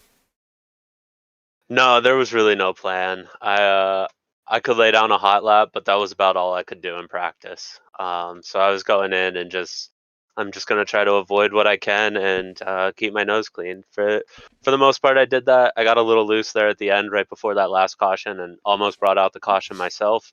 And then a couple guys behind me wrecked after I got my stuff together. And then, honestly, the end of the race there with all those late race restarts was just being at the right place at the right time. It was all luck. I ran poorly all night. I don't know if you guys were watching, but I tried saving fuel and didn't quite make it there for the stage break, and then ended up getting my lap back on that caution after the stage, and just ran like 15th, 16th, got it together there by pitting a little earlier than everybody else and picked up a few spots, and then spun myself and got lucky at the end. Right place, right time. I think so. I agree with you there as well. And I think the right place, the right time to finish first. To first, you have to finish, and you definitely did. You took second place, so well done to you, sir. Look forward to seeing you next week at Homestead. Anyone you want to shout out before we let you go? Gentlemen, I'm good. Y'all have a great night. And you, man. Take care. Thanks. Bye now. Bye. Right, now we're going to have a chat with the man that finished in third place, one Mr. Hunter Carlson. Has he done enough? Has he done enough? Did he do enough to finish in front of Dan Michael, being all the way down in 11th with him in third? Time will tell, scores will tell, but let's just hear from the man himself, shall we? One Mr. Hunter Carlson into the booth. Sir, how are you? A little nervous and still coming down from that adrenaline rush from that finish. Nervous? Why? I don't know how the points are going to work out with me not getting any stage points, and don't know where the other guys finish in the stage, but I'm sure it's probably within 1 or 2 points. I'm sure it is. We're waiting. We are patiently waiting for the scores on the doors to come through. Noel Jackowitz is frantically working on it, Hunter. We will try and keep it from going as long as possible, dear sir. But for you, you did all you could to be in that position at that specific time, at that specific moment, at that specific wreck, and you missed out just. Literally just. Yeah, looking back at it, I wish I would have rode the wall like I have been in 3 and 4. I decided to go to the middle, and there was cars there. Scared me to death. Yeah, you squeezed your way through. Did you sit back and think, I've got this, I can do this with all the chaos that was commencing? Yeah, when we came out of Forest on America, I'm like, I could win this thing. And all of a sudden, they hit me. I was still in the lead after I got the contact, but I went to gas it up. Tires just I about spun it myself, and I had to lift. Yeah, definitely. And then Jackowitz did manage to hold it. We're just watching the end now, and it was literally, oh, bro, you were so unlucky there as well. But let's see what happens when the stage comes out. Look, are you happy with your season so far, Hunter? Did you expect to be in this top 8 or top 10 going into it? Honestly, my goal to start the season was to go top 10 in my rookie season, but as far as my concern, I've exceeded my own expectations. Even being in this position to maybe qualify to top 4 is just icing on the cake to me. Yeah, absolutely. Well, let's see what happens, Hunter. Anyone you want to shout out before we let you go there, bub? Yeah, everyone like DJ, Brandon, Christian, keep me calm with that turn 1 crash and me spinning under caution like I did. They kept me calm and kept me in the race. Yeah, absolutely. Well, Hunter, thanks so much for joining us there, bud. We'll see what happens, and maybe, just maybe, bud, we might be saying congratulations next time. Yeah. Thank you, James. Take care, man. Yep. Right, now we're going to have a chat with the man himself. He came over the line in 5th place. It's like his third or 4th ever race of the season. He normally comes in and tells me how many hairs he's got left on his head when we're going 12 cautions deep.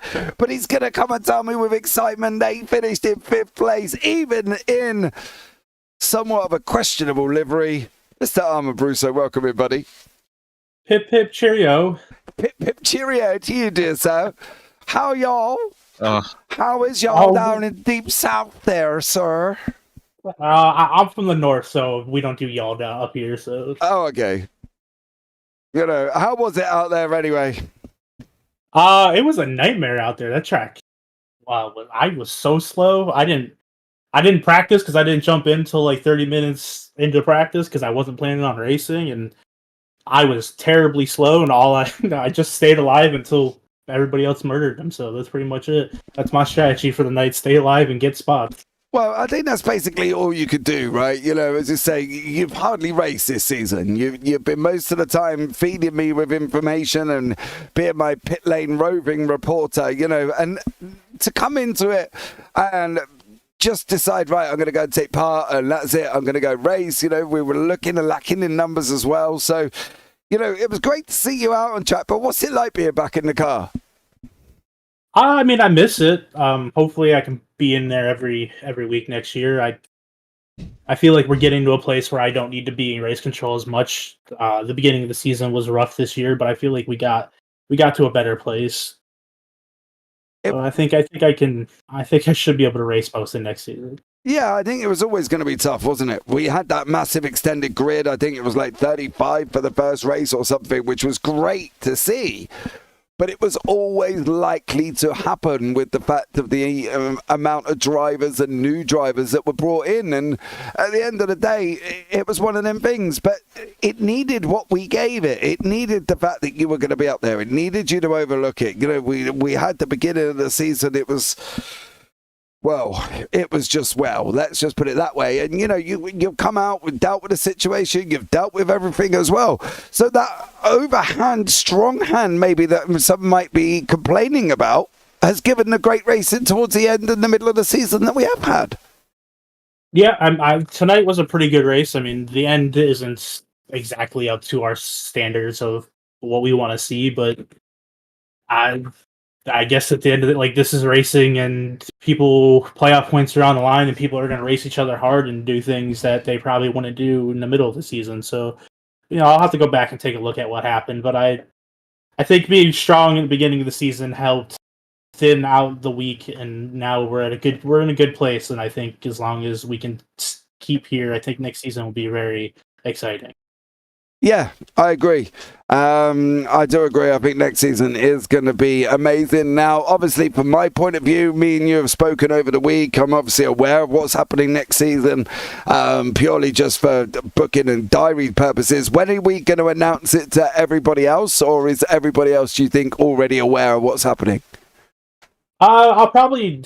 I mean, I could tell you a few things. Like, obviously, we're doing a full season. We're going to remove some tracks that people won't show up to, but for the most part, we're going to run the track just like NASCAR, the season just like NASCAR will do, with a couple minor changes. I can say that the season will be split up into 3 seasons essentially. So there's a chance that we could have 3 different champions, but then we're going to have a 37th race at the end of the season to determine the final champion. So there'll be more info on that later. But, we're trying to come up with ways to keep everybody engaged. 36 weeks is a long time. So if we can make it so that everybody has a chance throughout the season, then that's what we're going to go with. So are we? What you're basically effectively saying is there's going to be a mini season within the one big long season. Yes, it's going to be 3 10-race seasons, and then all the points will work towards a final champion, and then we'll have a 37th race that NASCAR is not doing, and we'll have like the top 6 race for a championship. Okay. Well, there you go, guys, as well. Well, Armin, look, congratulations on your 5th place, your highest finish of the season. Well done for that one. Is there anybody you would like to shout out, Armin Brusso, before you leave us here this evening? I want to shout out to our wonderful sponsor, the Killer Brownie Company. We wouldn't be here without them.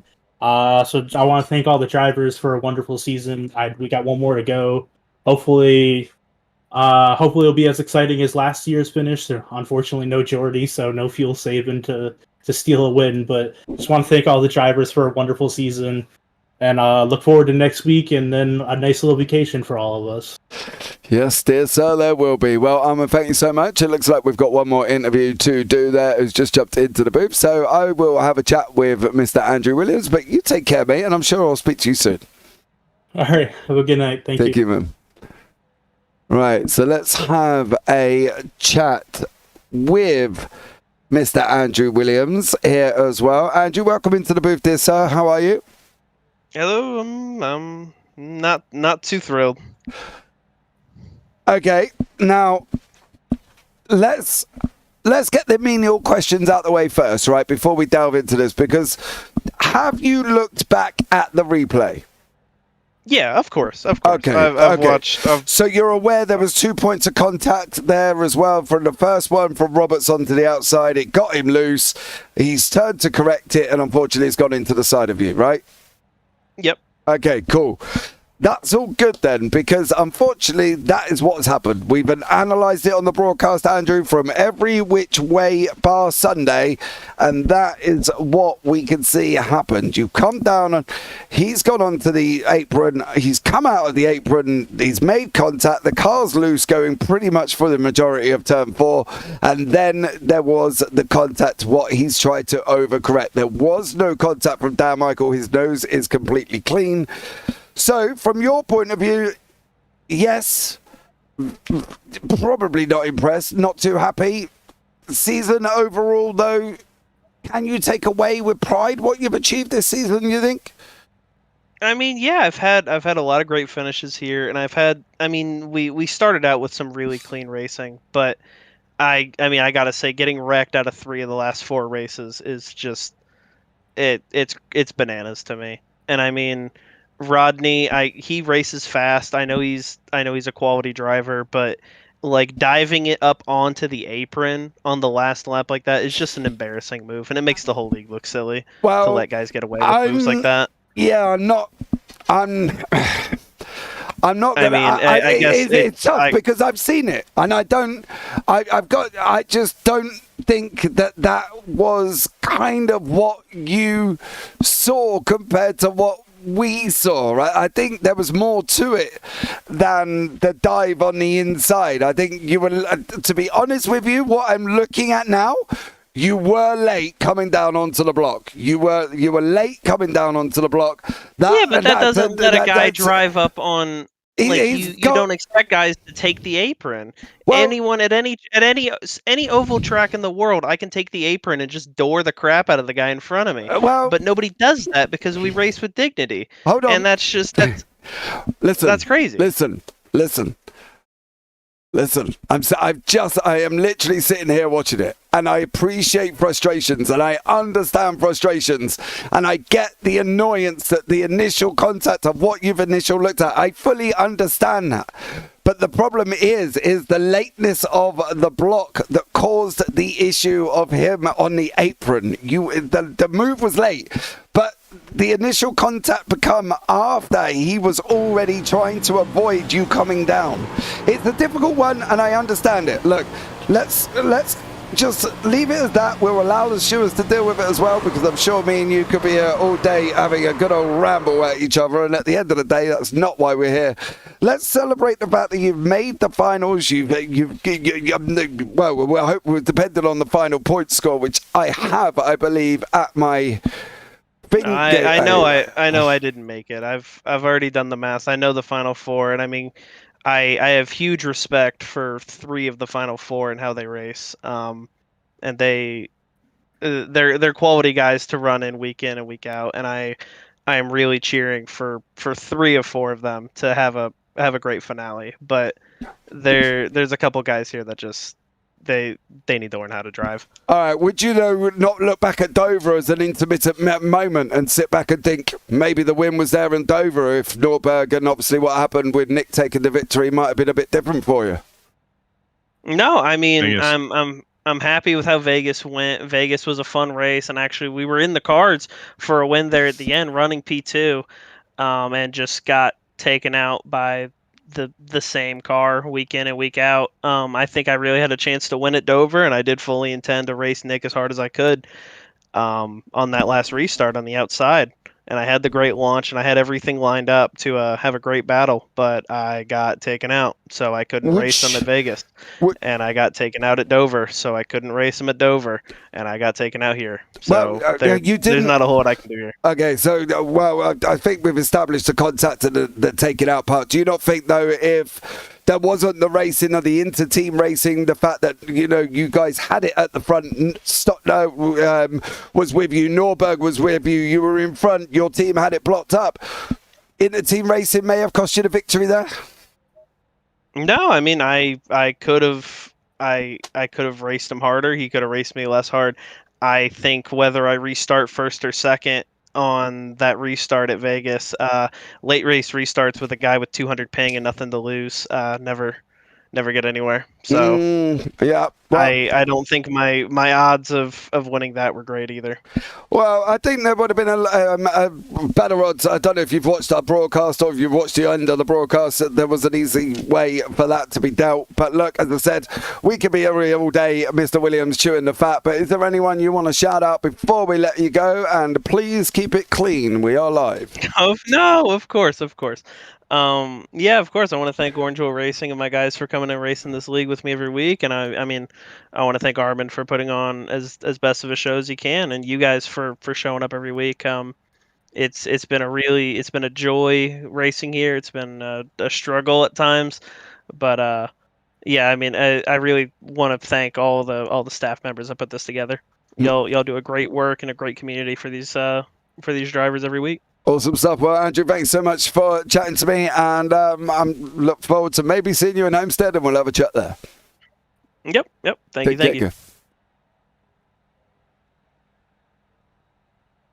Well, there you go, guys. That was the interviews as well. I don't often argue with drivers. I do normally sometimes let them rant, but unfortunately there was a lot to unpack and there was a lot to me to decipher there as well. As we said, the block was late.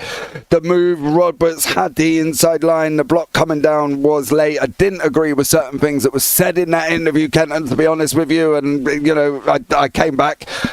I do feel overall the team game that they played in Vegas cost Williams. I think they could have blocked up that front row so much better and could have pushed Williams regardless of the damage situation. I don't feel that inter-team racing was done.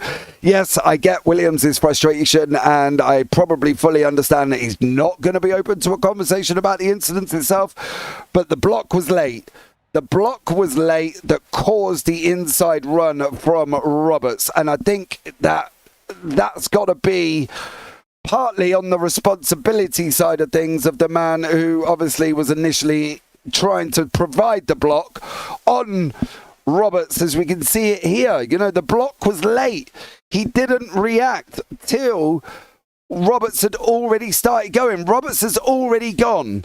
Now, from that point of view, Williams was late coming down, wasn't he? Surely. I mean, it's kind of hard to necessarily say it was a late block, as Roberts was going to go straight down to the apron no matter what. For it to have been a block, he would have had to like cut his nose off for it to count. He went to go for it, but he's pulling away as they come back up the actual track. Like once they start coming up, he does pull off to get out of the way. And like, because if you look, I mean, there was enough space on the track for Rodney Roberts the entire way. He never needed to go down onto the apron, which is the thing I saw out of that. At that position, if he wants to go to the apron, that's his prerogative. But him coming back up, because when he's on the apron, there is easily more than a car space between the actual line and Williams's car. Williams comes no further down, and there still was space, and that's when the first contact was made. So it's kind of a, sticks of one, half dozen of the other in the end. It's you can't really say, oh, it's 100% him. It's 100% him. So the whole thing in reality is just it's a race. People are being aggressive, trying to get the win because they need to. For the finals, and unfortunately things went a little sideways, but we'll see how it all ends up playing out. Absolutely. Well, guys, I think that has brought this to an end here as well. I'll see you in the steward's room in the morning. But for now, I'm sure. Thank you so much to everybody that has come in here as well, and thank you so much for joining us once more here, and much love to everybody. Ria Raccoon, Brad Young, the whole of the Spain Hour Massive, of course. Peggles coming in while he's driving, which I just still find amusing, to be blatantly honest with you. The fact that he can even do that, I can barely drive at the same time. So there we go. So let's see how it all goes on there once more and sees what happens after this initial contact. But I can give you confirmation of your final four. It is Alex Witt, Noel Jakowitz, Dan Michael, and Matthew Norberg. Andrew Williams misses out there by 9 points. 9 points over the season. That's what he missed out by. So it was Alex Witt, Noel Jakowitz, Dan Michael, Matthew Norberg are your final four. So well done to them, guys. This wouldn't be an issue. I had to go there in the end, but I'm probably going to get myself in trouble. But let's see what happens anyway on that one. But that's going to wrap it up tonight, I think. Let's get this controversial evening out of the way and finished off, and look forward to what will be another classic at Homestead, I am sure, here once more. But for now, guys, from myself, I've been James Parfitt alongside Kenton Sportak up here in the JPB booth. You all take care. Have a great week. And you never know, we might see you on a track sometime. Good night.